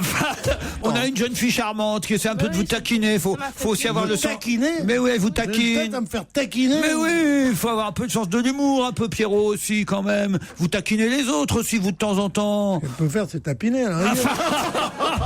Oh la classe. Après, c'est moi qui ai des vannes de merde. Oh la guerre. Franchement, tu vois, tu le comprends pas, il veut élever le débat. Bah oui, c'est ça. Non mais je suis sûr en plus que vous allez repartir bons amis, Charlotte et Pierrot, parce que... Oh, ça m'étonnerait. À moins Jean-Pierre, d'une petite somme glissée dans ma poche, comme ça. Jean-Pierre, on en a vu des couples comme ça, ça commence... Oh là là, bon Dieu. Souvenez-vous, votre fils et votre bru au départ. C'était pas gagné, hein, c'était pas gagné. Les histoires d'amour, c'est tout le temps comme ça. On n'y croit pas quand ça commence. Et puis un beau jour, tralala, quelques lilas. Finalement, le poème, c'était pas mal. Hein. Ça, c'est une chanson qui est accessible, non? Allez, on se retrouve dans un instant avec d'autres questions. On va se gêner Laurent Ruquier et toute sa bande. jusqu'à 18h sur Europe 1. La recette du succès des après-midi d'Europe 1, mais c'est un mix, c'est un mélange d'humour, mais aussi d'actualité, le tout orchestré par ce cher monsieur Laurent Ruquier. Quels sont les deux hommes qu'on peut voir en photo habillés en femme dans la presse aujourd'hui? Le fils de Coluche. Alors exact, ça fait une bonne réponse sur deux, puisque je vous demande deux hommes. Alors pourquoi le fils de Coluche est habillé en femme dans la presse aujourd'hui? Et il joue dans un nouveau film. C'est un un téléfilm. téléfilm qui passe ce soir, une nouvelle enquête de Lampion, incarné par Marius Colucci, et effectivement il se déguise en suffragette, en tailleur-jupe et talons hauts. On peut voir la photo dans le Parisien. Ça fait un homme déguisé en femme dans la presse du jour, mais il y en a un deuxième. Un deuxième, donc, qui n'est pas comédien, si? Si, comédien aussi. Et c'est aussi d'ailleurs pour les besoins d'un film que cet homme-là mais pas le même. est déguisé en femme. Mais c'est pas le même. Ah non, c'est pas deux fois C'est un Marius jeune. Colucci. Non, pas le même film, je veux dire. Ah non, c'est pas le même film. C'est un jeune ou c'est un homme d'un certain âge? Un peu plus âgé que Marius Colucci, mais enfin, c'est pas non plus. Est-ce qu'il a déjà joué un gynécologue il y a quelques années? Non. Non. Il joue la cage aux folles en ce moment? Non, pas du tout. Ah, c'est Non. Cadmerade. Non plus. Pourquoi Parce Cadmerade? qu'il fait tous les rôles, donc je me suis dit pourquoi pas. C'est vrai. C'est pour le cinéma ou la télé? Voyez, regardez, ça vient de réconcilier Pierre Bénichou avec vous, là. C'est vrai que c'est très drôle. Mais je voulais, juste pour me réconcilier avec Pierre, j'ai un cadeau pour vous, c'est un bon cadeau de chez Courtepaille. S'il y en a un deuxième, J'en ai. Il y en a un Merci deuxième. beaucoup, qu'elle est gâteuse. C'est J'en vrai. ai déjà eu un. Non, elle vient de piquer Merci, celui de j'en ai Jean-Pierre déjà eu un. Coff. C'est ça. Là, dans Le Parisien, c'est Marius Colucci pour un film qui passe ce soir, déguisé en femme, et dans Libé, alors. Et là, c'est pour Pas français. Téléfilm ou cinéma? Non, cinéma, c'est un tournage qui a lieu en ce Américain? moment. Un acteur américain. Un tournage qui a lieu en ce moment. Oui, Aux États-Unis ou en France? Ah, Sean Penn. Sean Penn, excellente réponse, double réponse. Sean Penn en femme, ça donne quoi? Ah bah c'est pas terrible, hein, Sean Penn. Qu'il est vilain. Il est moche. Il joue un chanteur genre Robert Smith des Cure, c'est ça? Non mais écoutez, vous êtes sûr que c'est Robert Smith des... Ouais, j'en suis quasi certain. Ouais. C'est Robert Smith des Rouillons tout.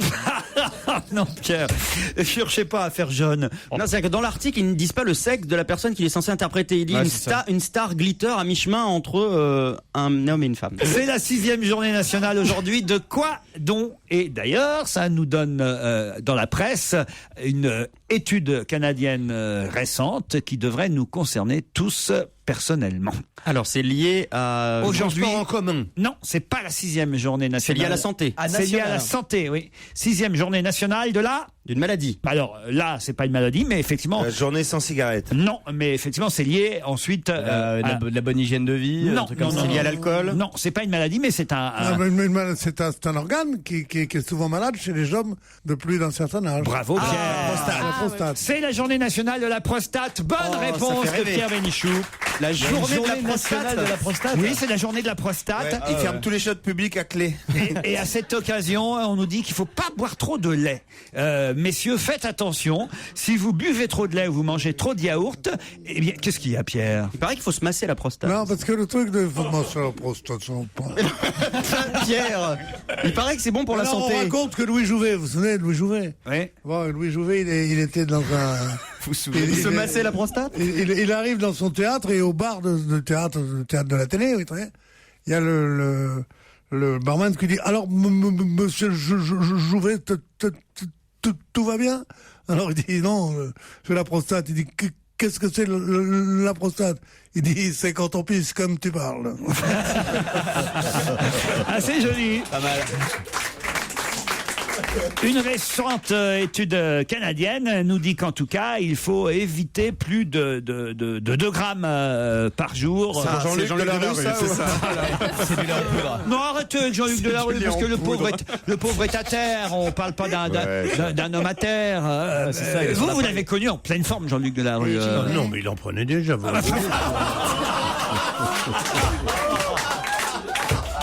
C'est bien d'avoir des amis comme ça pour vous défendre. Ah, mais ça n'est pas mon ami. Ah oui, d'accord. Ça n'est pas mon ami. Je le considère comme une cuvette de chiottes de gaz. Qu'est-ce qui vous a Ne parlez fait? pas de lui, ça ne m'intéresse pas du tout. C'est un pote à Depardieu aussi, C'est un non-sujet. Il vient en mariage? Non. Ça, on a compris, là. Personne ne connaît Jean-Claude Delarue avant moi. Jean-Luc Delarue. Jean-Claude, c'est son père, justement. Oui, bien sûr. Celui qui s'est occupé des transports, des machins, des usagers. Des associations pour les Association de usagers. défense Eh bien, des usagers. quand il avait 2 jours, il était né depuis 2 jours. Jean-Luc, je suis allé accompagner ma mère, qui connaissait la sienne, à la clinique. Ah, bah, ça vient de Et là. j'ai porté ce petit verre d'œuf dans mes bras. Eh ben, voyez le résultat. Et je lui dis pas plus de 3 biberons par jour. T'as vu la bonne fée qui s'est penchée sur le berceau de Jean-Luc C'est Delarue? dommage, j'aurais pu lui envoyer aussi des bons courtes pailles pour lui aussi. pas trop de lait, c'est messieurs. dégueulasse. Pas trop de lait pour votre prostate. Mais alors là, je voudrais savoir pourquoi. Il faut une explication. Ah bah écoutez, je vais vous dire, selon les chercheurs de l'Université de Montréal, auteurs de cette étude, je cite, c'est un consomme plus de 470 grammes par jour de produits laitiers. Le risque d'être atteint d'un cancer de la prostate est 2 fois plus grand qu'avec une consommation de l'ordre de 125 125 grammes. Cet effet délétère du lait s'expliquerait par sa teneur élevée en matière grasse, cher Jean-Pierre, en hormones et en calcium, qui constituent des facteurs de risque pour le cancer de la prostate. Alors attention, faites attention au nombre de yaourts que vous mangez, au litre de lait que vous buvez, il ne faut pas en abuser. Bon, ça correspond quand même à 16 yaourts nature par jour. Ah oui, c'est beaucoup 16 yaourts. Les témoins de chez Nova. Ou alors 2 litres de lait demi-écrémé par jour. Quand même, 2 litres de lait demi-écrémé, ça peut se boire. Combien 2 litres, ça fait beaucoup quand même. 2 litres et 12 yaourts. Moi, 2 litres, je bois même pas ça en vin, moi. Alors. Évidemment, ça vous concerne moins, vous, Charlotte, parce que... Si, ça me concerne. Non, vous n'avez pas de prostate, je vous promets. Je peux éviter que mon futur fils ait le cancer de la prostate, et puis je l'allaite pas. Et voilà, pareil. Mais alors, le lait maternel, ça va. Puisqu'on en est dans les petites choses, voilà, un peu intimes, on aime bien apprendre à se connaître. Vous avez un compagnon, un fiancé, Charlotte? Non. Non. Change de couleur de cheveux. Je le comprends. Avec Pierre, ça va se faire, je pense. Ouais, je sens que j'ai mes chances avec Pierre. Vous cherchez quelqu'un? Non, pas spécialement. Ah bon, mais dans quel style vous êtes autrement? Non, j'ai pas de style particulier. En tout cas, je sais ce que je veux pas. Ouais, il y en a 3 qui sont super chauds derrière dans le public. Ouais. Depuis tout à l'heure. D'accord. Oui, c'est ce que je disais. Je sais ce que je veux pas. Désolé les mecs, j'ai tenté pour vous. C'est tout ce que j'ai pu. Qu'est-ce qu'il y a, Pierre? Non, je trouve qu'elle a c'est pas de la réplique comme ça. Du répondant. De la répartie. Je suis pas un exégète, moi, je suis un interprète. Elle a de la répartie, c'est vrai vous voulez dire. Chaque fois que t'écris pas tes textes, t'étais paumé. C'est pour ça, à la SACEM, il vérifie tous les jours si Pierre dit bien les textes qu'il a déposés. Il est payé en droit d'auteur.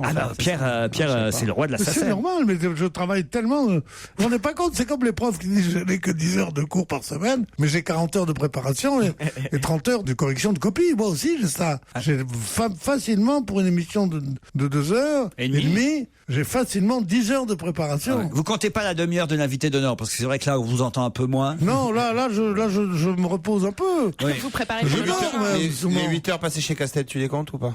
Castel est fait un endroit où allait mon père et qui est fermé depuis très longtemps. Ils vont rouvrir, paraît-il. Je ne sais pas, parlez-en à des gens dont c'est le métier. Moi, il y avait un papier dans le Figaro l'autre jour sur Castel et Pierre, d'ailleurs, votre témoignage a été recueilli par un ou une journaliste du Figaro. Je ne sais pas si vous l'avez lu, ce papier, Pierre Bénichou. Et il disait quoi, Pierre, alors? J'ai essayé de retrouver le papier là, parce que c'est quand même intéressant. Ça va rouvrir, effectivement, ce lieu mythique que même les provinciaux connaissent grâce, entre autres. Ils connaissent bien la porte d'entrée, surtout. Et la chanson aussi de Jacques Dutronc, quand même, les Playboys de chez Castel. Ce qui est rigolo sur la photo qu'a publié le Figaro, je ne sais pas si vous l'avez vu, c'est qu'on y voit Édouard Baird et Frédéric Becbédé, mais alors ils étaient des gamins, ils allaient déjà chez Castel. Je les détestais, moi. Ils avaient 17 ans. Ils avaient fait le Cacaz Club, ils trouvaient que c'était drôle. Josie, qui témoigne, qui a été à un moment donné la physionomiste. Elle n'a jamais été, Josie. Elle est venue 3 mois. Quand Facien a racheté, c'était personne. Oh là là, vous y alliez vraiment que de temps en temps. Elle témoigne sur vous, pourtant elle parle de vous, Josie. Vous l'avez vu, Josie? Elle dit quoi, Josie? Un soir, Pierre Bénichou s'est fâché de voir que j'acceptais des clients sans veste. le vieux con. Le mec, j'ai rêvé d'être physio, en fait. Je lui ai répondu qu'il fallait un peu de vie dans cette boîte vieillissante. Putain. Je comprends pourquoi il aime pas Josie. On ne l'a plus vu pendant 1 mois, puis il est revenu et maintenant nous sommes devenus amis, dit-elle. Tout est faux.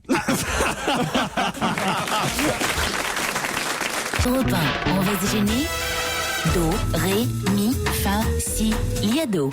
Serge, vous nous proposez un bêtisier aujourd'hui. Oui, mercredi en général c'est bêtisier. Alors bien sûr, le menu du jour, des bafouillages, des bégaiements, des perles d'inculture et ces incontournables lapsus sans lequel on pourrait pas faire un bêtisier radio. Alors on commence par un petit hoquet très mignon qui perturbe l'élocution de Claire Chazal. La vôtre aussi.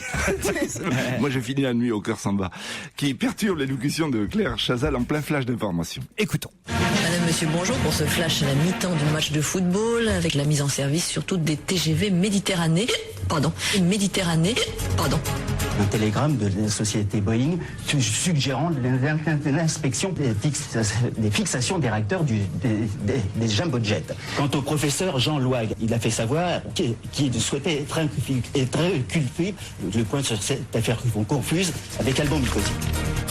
police australienne confirme que le chanteur du groupe populaire In Excess, Michael Hutchence,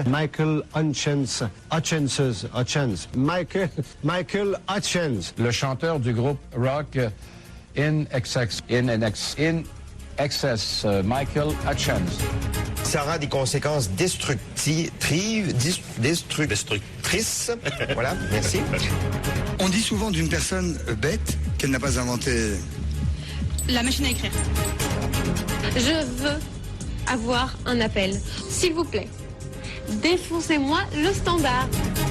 Edwige n'existe plus, ce fichier de renseignement des services de police. 2 nouveaux fichiers ont été adoptés. Eden à l'Ouest, un film sur Canal+, Werther sur Arte. Werther. Ah oui. Qu'est-ce que c'est que ça? C'est un opéra. Ah d'accord. Citer un Robert célèbre. Robert Larousse. Et dans le monde, qu'est-ce qu'on y lit aujourd'hui? On y lit que les fabricants de baladures MP3... Baladures. Je vous demande de vous... Voilà. Dans les 3 autres départements, pour l'instant, les élevages échappent aux microbes de la bruxelloise, mais malheureusement pour eux, ils sont quand même pénalisés par cette maladie. Décidément, la bruxelloise n'en finit pas d'être contagieuse. Il s'agit de la brucellose, bien sûr. Incroyable tous ces. Alors là, vraiment. Allez, défoncez-moi le standard.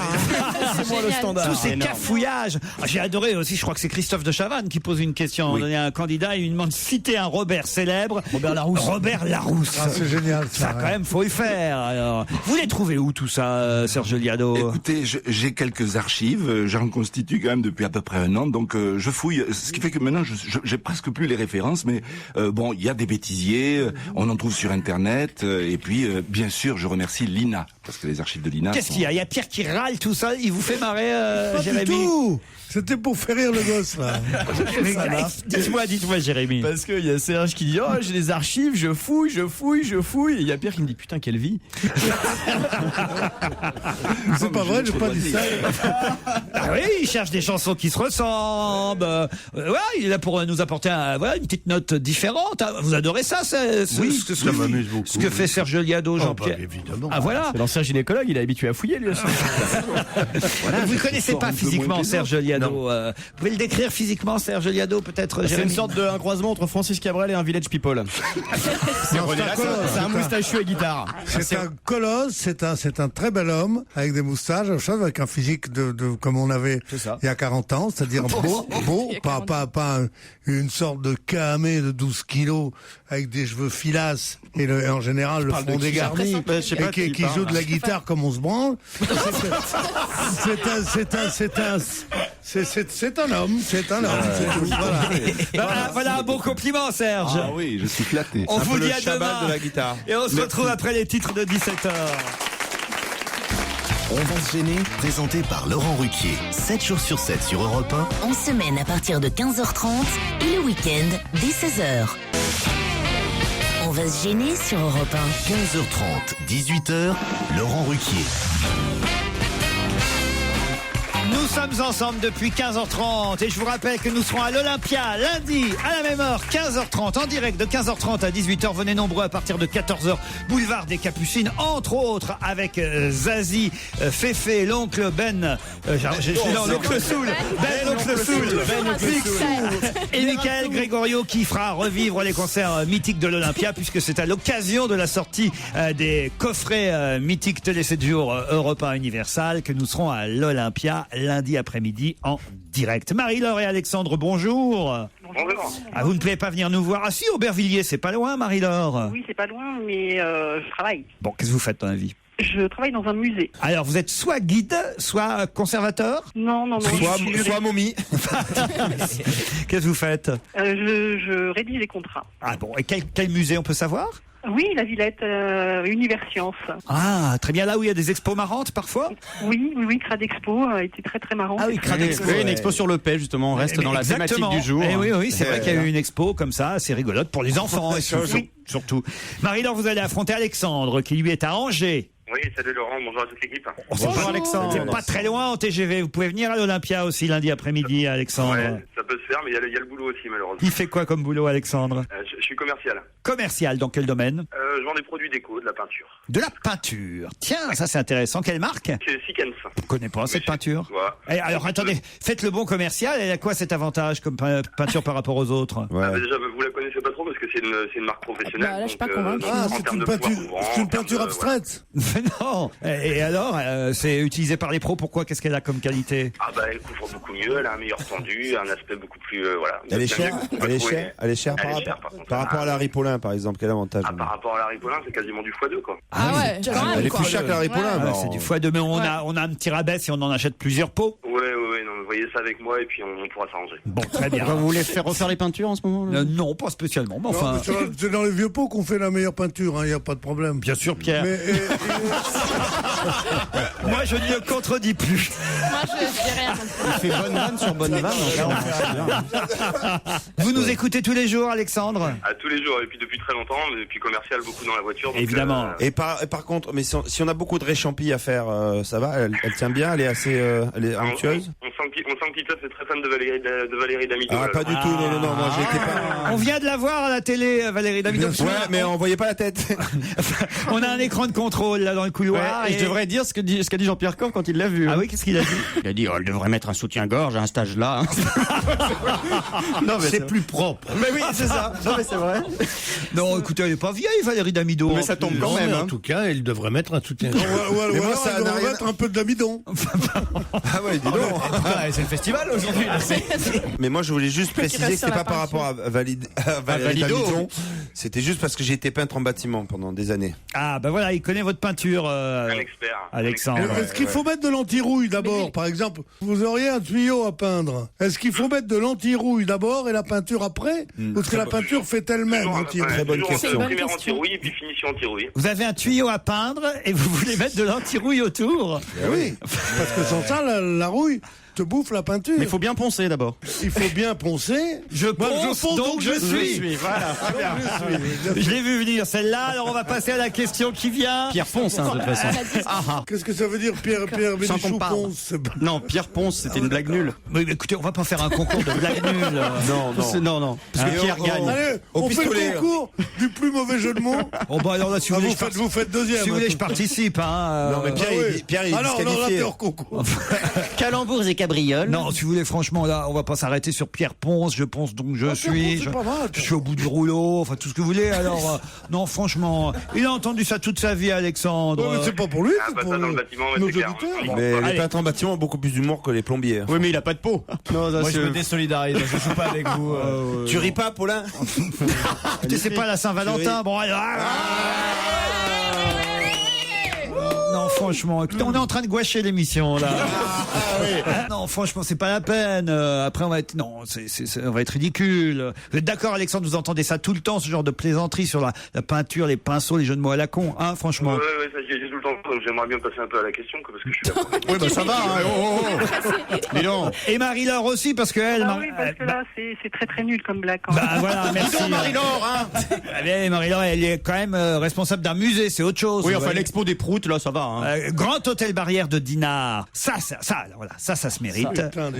Grand Hôtel. Ah, il est beau cet hôtel, vous le connaissez. Tout à fait. Vous êtes déjà allé à Dinard, Jean-Pierre. Mais oui, ça m'est arrivé. Et vous connaissez ce Grand Hôtel Barrière avec ce charme de la tradition balnéaire, cette grande piscine intérieure chauffée, un hammam, un sauna. Comment vous dites? Un hammam. Ah, j'adore. Le restaurant Blue Bay face à l'océan. Le chef Bruno Vitrac. Vous connaissez Bruno Vitrac? Non, pas du tout. Enfin, il est très bien. Et la question qui va vous opposer, Marie-Laure et Alexandre, voici. Où l'orchestre symphonique d'Amsterdam a-t-il joué il y a 48 heures? Où l'orchestre symphonique d'Amsterdam a-t-il joué il y a 48 heures? Dans un lieu insolite Dans un lieu insolite, autrement je vous poserai pas la question. En accompagnant quelqu'un ou dans un avion. Oui, dans un avion cloué au sol à Shanghai. Ah oui. Excellente réponse d'Alexandre.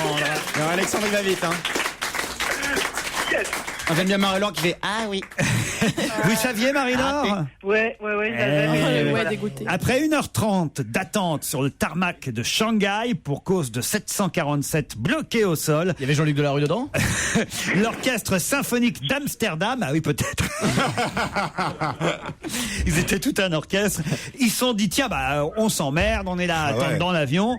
On va faire un concert à bord et les passagers ont ainsi pu écouter la 29e symphonie de Mozart à bord de l'avion. Ah ouais, c'est génial, ça fait 1h30 que t'attends, t'en peux plus, t'as envie de te barrer, en plus d'un coup ils se mettent à jouer de la musique. Ouais, la musique d'attente. Ce que je ne comprends pas, c'est que un orchestre symphonique, bon, il y a quand même pas que des mecs qui jouent du triangle. Non, mais des petits violons, des choses comme ça. Par exemple, la contrebasse, le violoncelle, il est où? Normalement c'est en soute, ça. Mais le violon, la flûte et les trucs, c'est pas sûr. Non, c'est pas sûr parce que les violons qui peuvent avoir un certain prix ne quittent jamais la main du Jamais on la met en soute. Moi, quand je vais avec mon piano à queue, mon Steinway, je le mets à côté de moi sur un siège. J'ai un de mes amis qui est un Stradivarius. Il le monte dans sa chambre, il dort avec. Ah oui? Oui. Il sera là avec son Stradivarius pour les noces de... Non. J'aurais pu lui demander, tiens, pour l'église. C'est pas con. C'est pas con. Oui, voilà une bonne idée. Je vous donne des idées. Votre ami avec son Stradivarius qui viendrait pour accompagner quand vous allez être au bras de votre bru. Ben oui, bien sûr. Et avec Pierre qui chante, si vous l'invitez, ce serait pas mal. Ah oui, Pierre, il fera une petite... Qu'est-ce que vous chantez à un mariage, généralement, Pierre Ah, la queue, Ah, non, c'est pas ça. Il est pas sûr. Hein. Alexandre, lui, va pouvoir faire la fête à Dinard, l'unique hôtel 5 étoiles de Bretagne. Vous part avec qui? Ah oui, c'est intéressant ça. Avec qui vous partez? Avec ma chérie. Avec votre chérie. 2 nuits dans ce... Avec Omar Sharif? Mais non. Avec ça, comment elle s'appelle votre chérie? Comment t'es passé? Anne. Comment t'es passé de ma chérie à Omar Sharif? C'est pareil, Omar Sharif. C'est pareil. Ça n'a rien à voir. Anne et Alexandre, vous allez pouvoir profiter de 2 belles nuits dans un des joyaux de la côte d'Émeraude, le Grand Hôtel Barrière de Dinard. On vous applaudit, Alexandre et Marie-Laure, vous retenterez votre chance une autre fois. C'est génial, Merci à tous les deux. On va se gêner, présenté par Laurent Ruquier. 7 jours sur 7 sur Europe 1. En semaine à partir de 15h30 et le week-end dès 16h. Jusqu'à 18h sur Europe 1, vous êtes bien et pour cause, vous êtes en compagnie de Laurent Ruquier pour On va se gêner. Est-ce que vous reconnaissez ce bruit, mesdames et messieurs? Oui. C'est la moulinette de Jacques Ramade. Jacques Ramade, de retour. Les meilleurs brèves de la semaine. Johnny a été surpris en compagnie de Zaya. Il s'est écrié « Elle me pique 2000 ».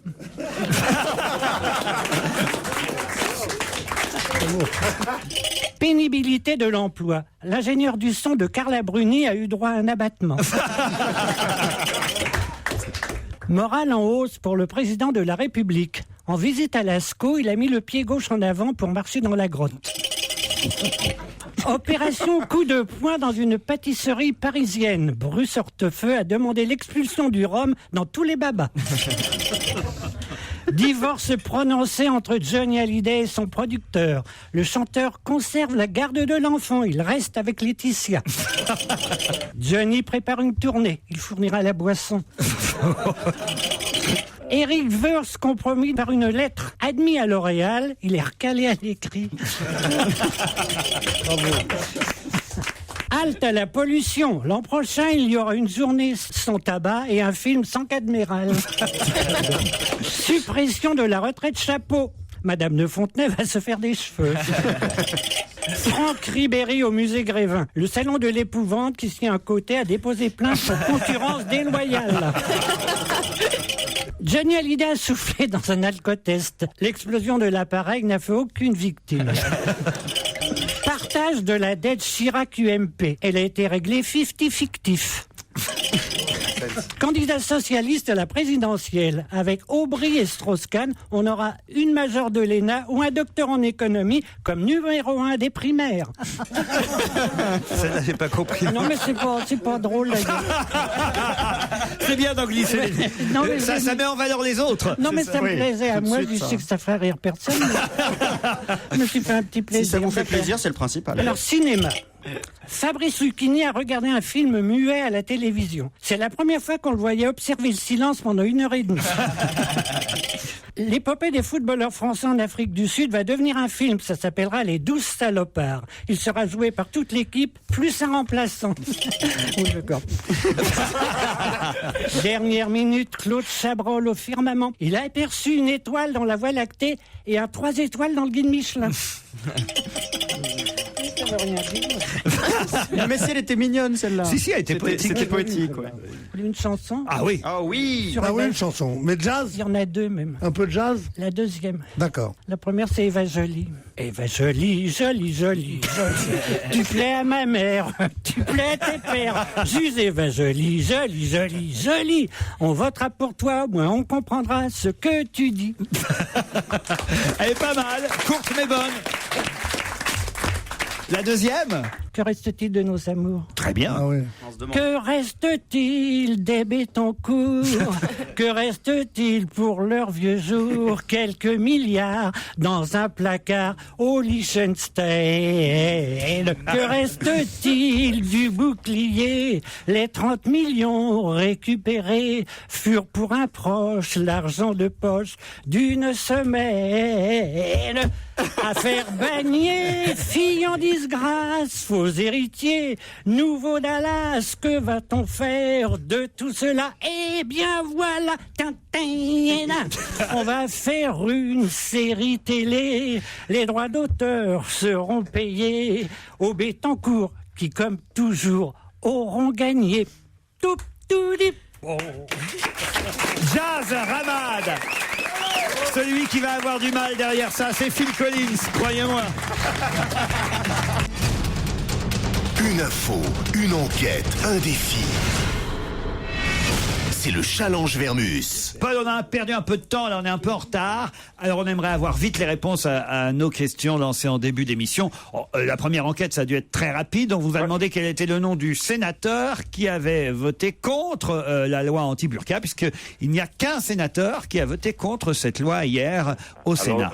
Je vous rectifie tout de suite, Laurent, c'est pas un sénateur, c'est une sénatrice. Ah, très bien. Ah, voilà, quand même. Elle s'appelle Anne-Marie Payet, elle est sénatrice de La Réunion, elle est centriste, elle est directrice d'école, elle a 61 ans. Et ce qui est curieux, c'est qu'elle est membre de la délégation des droits des femmes. Hein. Alors bon, ce qui est amusant, c'est que quand la loi a été votée à l'Assemblée nationale, elle a été aussi votée à une voix contre. Une seule voix contre, c'était Daniel Garrigue, un député UMP, mais qui est très proche de Dominique de Villepin. Bon ben voilà, ça c'est précis, c'est net, c'est un vrai travail de journaliste. Là, on ne peut que dire chapeau, monsieur Vermus. Là, non, franchement, oui. Non, c'est bien. Oui, vous pouvez dire, oui. Non, Chapeau, monsieur Vermus. Bravo, monsieur Paul. Oh, chapeau. Burqa, même, on peut dire, tiens, monsieur Vermus. Qui était présent au mariage d'Éric Besson en son ministère, puisque le mariage a été avancé en catimini, et on peut même parler, si ce n'est d'un mariage clandestin, parce que ce serait quand même quasiment clandestin. Ce serait un comble. Départ, avec les attaques de Facebook, Besson a lancé un leurre en disant on va aller se marier à Rome. En fait, c'était absolument faux, puisque dimanche soir... À Rome, c'est Christine O'Krent et Bernard Kouchner qui se marient, je crois. Oui, c'est vrai aussi. Oui. Ben ça, on fera une enquête là-dessus. Il y avait double rumeur. Alors donc, le mariage a eu dimanche soir, il était 20h25, 20h30. Rachida Dati a quitté sa mairie pour traverser la rue.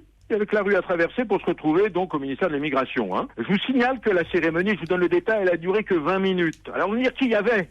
Moi, je vais vous dire une chose, Laurent, rue de Grenelle, au mariage. Qui y avait? Privé. Il y avait personne. Puisque la cérémonie a duré 22 minutes en tout et pour tout. Alors, il y avait 2 témoins. Une amie de Yasmina Torjman, la nouvelle épouse du ministre, hein, qui est une copine. C'était bien qu'elle soit là.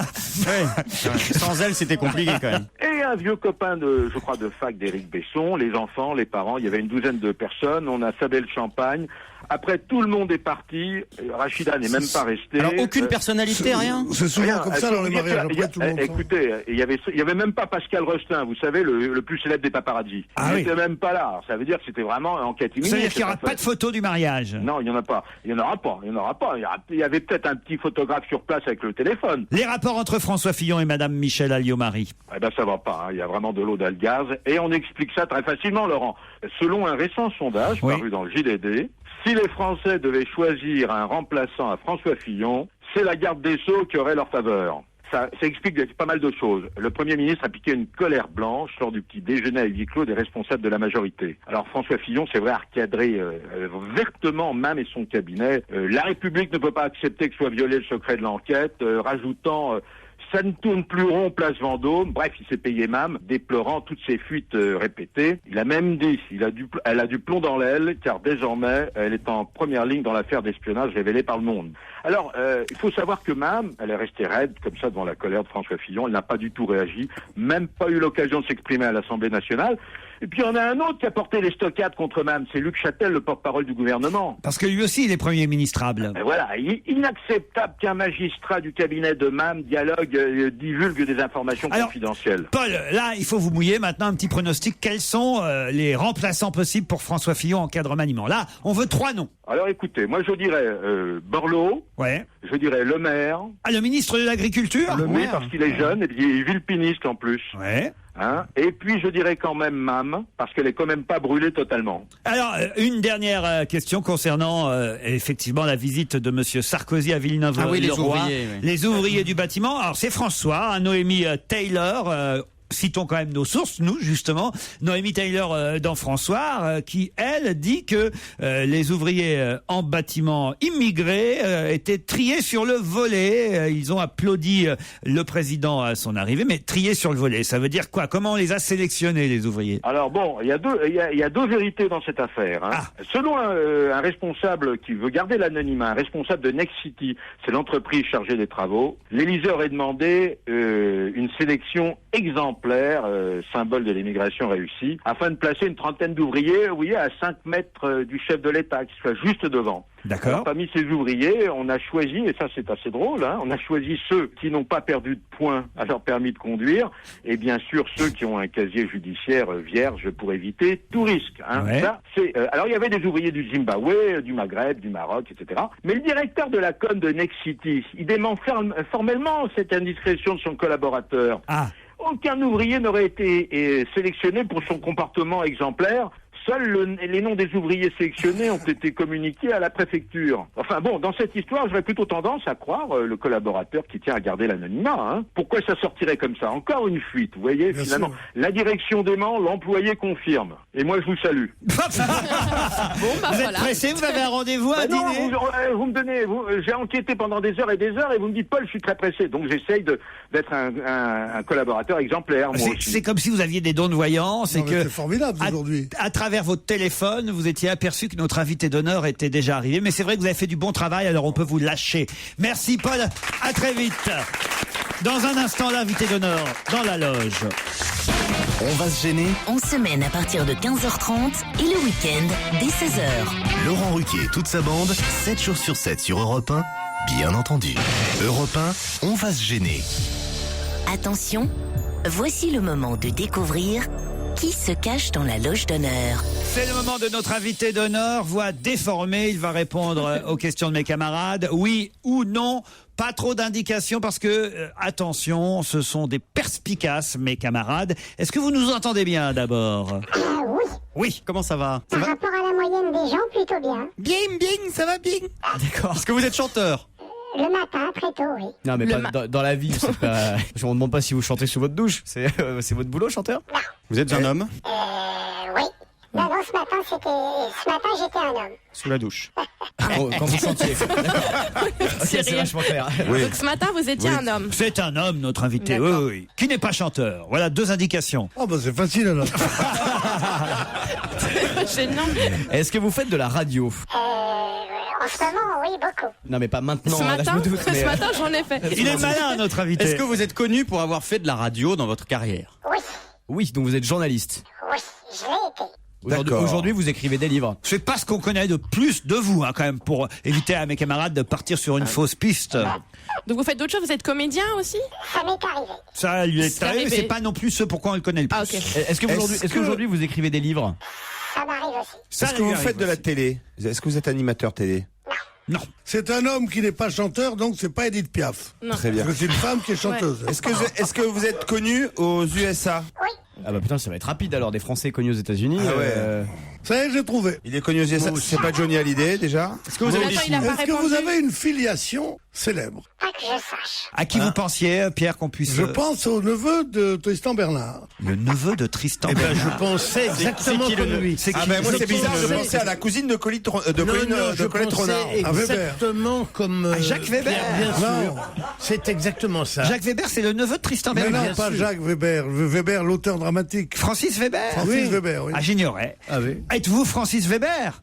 Non. Est-ce que vous avez des cheveux? D'accord. C'est rigolo qu'on ait eu la Il a même des idée. cheveux, c'est déjà pas mal. Est-ce que vous faites de la mise en scène? Écoutez cet indice. Mesdames et messieurs les députés, monsieur le président Lequillet, permettez-moi tout d'abord, puisque nous sommes le 1er juillet, de souhaiter bonne chance à la présidence suédoise qui s'installe aujourd'hui et de l'assurer au nom du gouvernement du plein soutien de la France. Et voilà, ça c'est un bon indice, un premier indice qui vous met évidemment sur une fausse piste. Donc vous êtes suédois et vous êtes le fondateur d'IKEA? Êtes-vous suédois? Vous avez des origines suédoises? Oh, pas du tout. Est-ce que vous avez compris l'indice? Rien du tout. Est-ce que vous payez l'impôt sur la fortune? C'est bien ça. Est-ce que vous êtes présent sur Internet? Il n'a pas répondu. Il a pas répondu sur la fortune. C'est une bonne question. Est-ce que vous payez l'impôt sur la fortune? Oui. J'ose plus lui poser des questions. Il doit être vachement puissant comme mec. Hein. Est-ce que vous avez déjà réalisé des films? Oh, voilà une très bonne question Donc de c'est notre ça. ami Joujou. Merci, ça me fait Oh, plaisir. le Joujou, Donc, allez, Bravo, Joujou. C'est la bonne question de Joujou. Voici ta croquette. Voici un deuxième indice alors.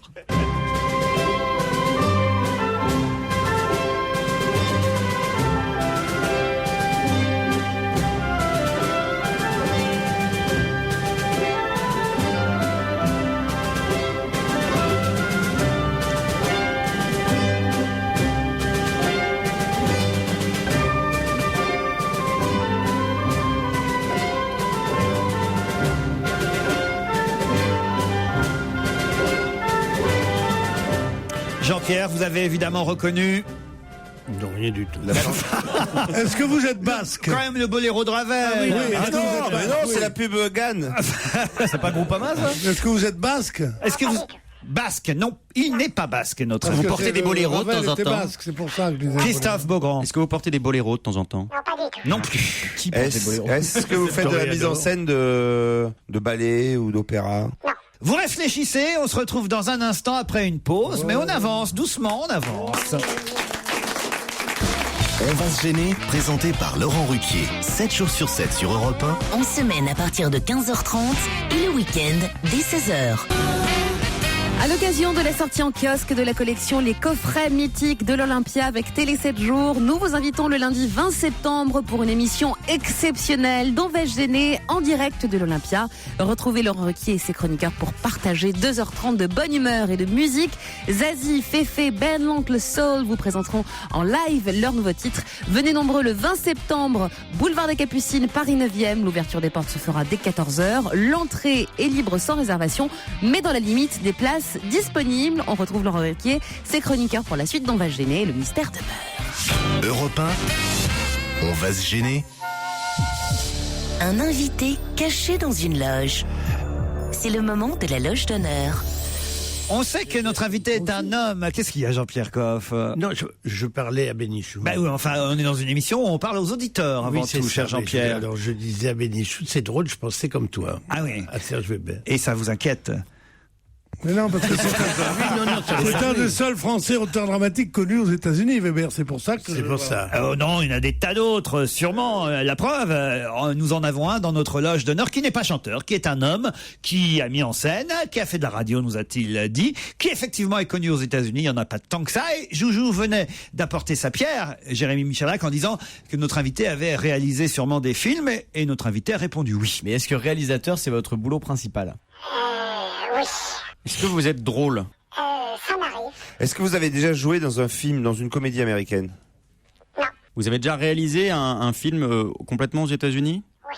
Est-ce que vous êtes aussi producteur? Oui. Ah, troisième indice. T'as le look coco. Coco, t'as le look. Pas de doute, coco. T'as le look qui te colle à la peau. T'as le look coco. Tu Levez la main ceux qui ont une idée autour de la table, là. Moi, Coco, je pense Jean-Luc Delarue. Non, écoutez, lâchez-le, le pauvre. Non, l'indice, c'est quoi? C'est La Roche-Valmont, l'indice, qui chantait ça? Non. Est-ce que vous comprenez l'indice? Ah oui, moi j'ai très très bien compris. Eh oui, lui, il a très très bien Est-ce que compris. vous êtes connu pour votre look? Non. Est-ce que vous avez déjà consacré une œuvre à une artiste, à une chanteuse, par exemple? Oui. Oui, Jérémy Michalak a trouvé. Moi Il est aussi, sur j'ai une trouvé, piste. Enfin, attendez, on n'en est pas certain parce qu'il y a plus d'un réalisateur qui a consacré évidemment une œuvre ou un film à une artiste, mais peut-être que Jérémy est sur la bonne piste. À une chanteuse? Edith Piaf. Oui.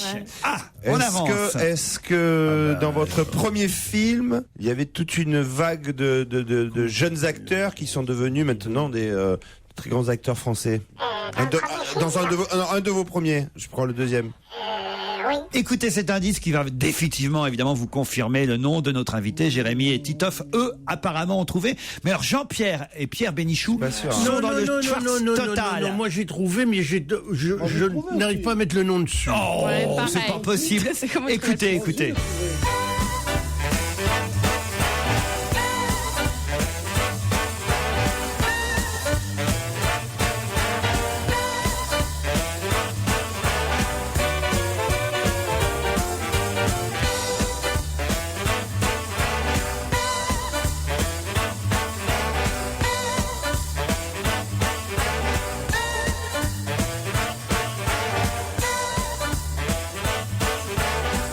Alors Jean-Pierre Coff.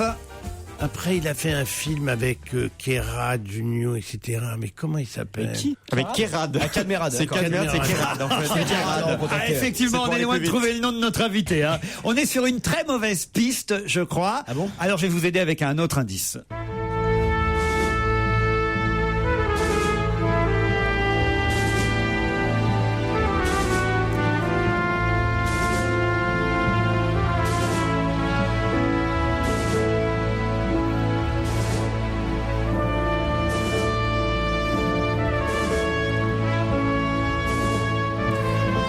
Invité d'honneur, ça vous amuse ou ça vous inquiète qu'il ne trouve pas votre nom? Là, je commence à être inquiet. C'est quoi? Ah merde.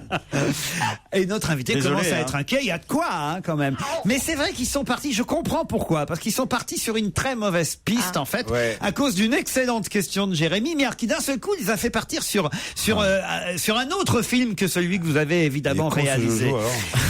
Alors d'autres questions vont peut-être vous faire avancer. Est-ce que vous avez fait 50 films? Moins de 5 ans. Est-ce que lors de certains films, vous avez eu des problèmes avec des studios, tout ça, pour le financement des films? Ça m'est arrivé, oui. Alors, une question pour confirmer. On n'a pas voulu. Jérémy, avez-vous des homonymes célèbres? Un petit peu. Ah oui, j'ai trouvé. alors allez-y, Jérémy Michalak. Je suis pas sûr. Lelouch. Notre invité, Claude Lelouch, évidemment. Bravo, gagné. Alors il a fait 5. Ah ben non, c'est Et jusqu'à 18h sur Europe 1, vous êtes en compagnie de Laurent Ruquier à ses côtés aujourd'hui. Pierre Bénichou, Charlotte Gabris, Christophe Beaugrand, Jérémy Michalak, Titoff, Jean-Pierre Coff et l'invité d'honneur qui a enfin été trouvé. Il s'agit de Monsieur Claude Lelouch. Et oui, notre invité d'honneur est Claude Lelouch, à l'occasion de la sortie de Ces Amours-là. Et oui, 50e film ou pas alors? 43e. 43e, voyez, Après 50 ans. Voyez Jean-Pierre Coff. 50 ans de cinéma. Alors voilà. Enfin, je me suis bien amusé déjà. Et oui, ils sont partis sur une mauvaise piste à cause du film sur Piaf, parce que c'est vrai que vous avez été le premier à en faire un film sur Piaf. Mais eux, ils sont restés. Ils sont restés évidemment sur le film d'Olivier Dahan avec Marion Cotillard. Voilà. États-Unis et Piaf. Voilà pourquoi d'un seul coup ils étaient perdus. Et vous avez fait de la radio perdus. alors? Et oui, avec Gérard Cyr, à Europe numéro 1. J'ai commencé ma vie ici. Et à tout hasard, pour un prochain film, vous cherchez pas un rôle de gynécologue? Parce qu'on a quelqu'un qui a déjà du métier. Jean-Pierre Coff a tourné dans le film de Chabrol, Violette Nausière, et il cherche des petits rôles comme ça de temps en temps. Mais Claude Lelouch, alors s'il y a bien un réalisateur qui prend des comédiens un peu partout, c'est bien lui. C'est vrai, Claude, vous êtes du genre partout, mais pas n'importe qui. J'ai même un jour proposé à notre ami qui est à gauche, là, Pierre Bénichou. Pierre Bénichou, il a demandé trop cher. Il n'a pas été assez courageux. courageux pour le faire. Non. C'est pas notre avis. Non, je ne trouvais pas, vous, assez courageux de me proposer un rôle aussi ignoble. C'était quoi comme rôle? J'ai trouvé que c'était courageux, mais je trouvais que c'était assez bête de croire que j'étais un personnage comme ça. Mais vous faites ce que vous voulez. Vous voulez me faire partager un snob par tous arts. Alors que j'ai toujours été à la limite de ces choses-là, mais que c'est dans la nuance, justement, que ceux qui me connaissent et qui m'aiment bien ça. Il y a un rôle de composition. Mais non. Mais être comédien. C'est trop proche et trop loin. Claude Lelouch. C'est un jour où Charles Gérard n'était pas libre que vous avez pensé à Pierre Bénichou? Peut-être. Parce qu'il y a une ressemblance physique quand même entre Oui, Bourville.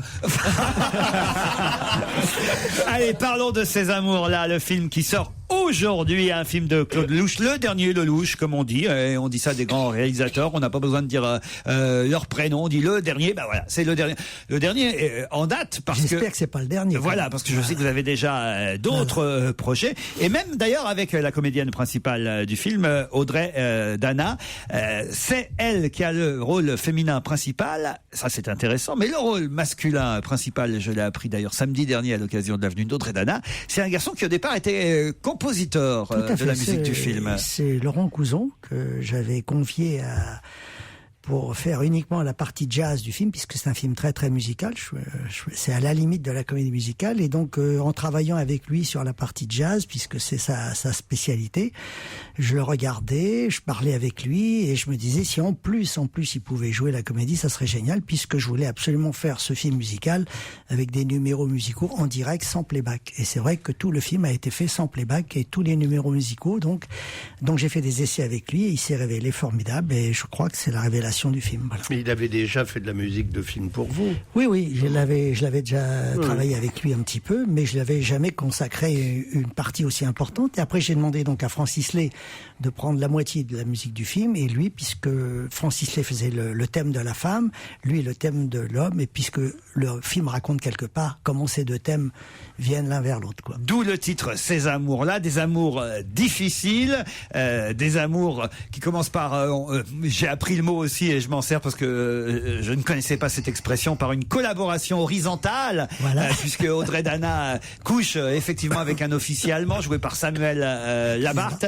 Après, elle passera aux Américains, deux Américains qui viennent au moment du débarquement, parce qu'à travers l'histoire des amours de cette femme-là, il y a aussi évidemment l'histoire du monde, les guerres. D'ailleurs, le film, j'ai oublié de le dire, commence en noir et blanc avec Judith Magre dans le premier rôle féminin dans la première partie du film. Et on aperçoit aussi d'ailleurs Charles Denner, le regretté Charles Denner. Ça veut dire que vous avez utilisé des images de films précédents, Claude Lelouch? Bah écoutez, non. J'ai pendant près de 50 ans, inconsciemment pensé et rêvé à ce film. Voilà, on m'a raconté au fur et à mesure que j'avançais des histoires vraies, et j'avais envie de les regrouper dans un seul et même film.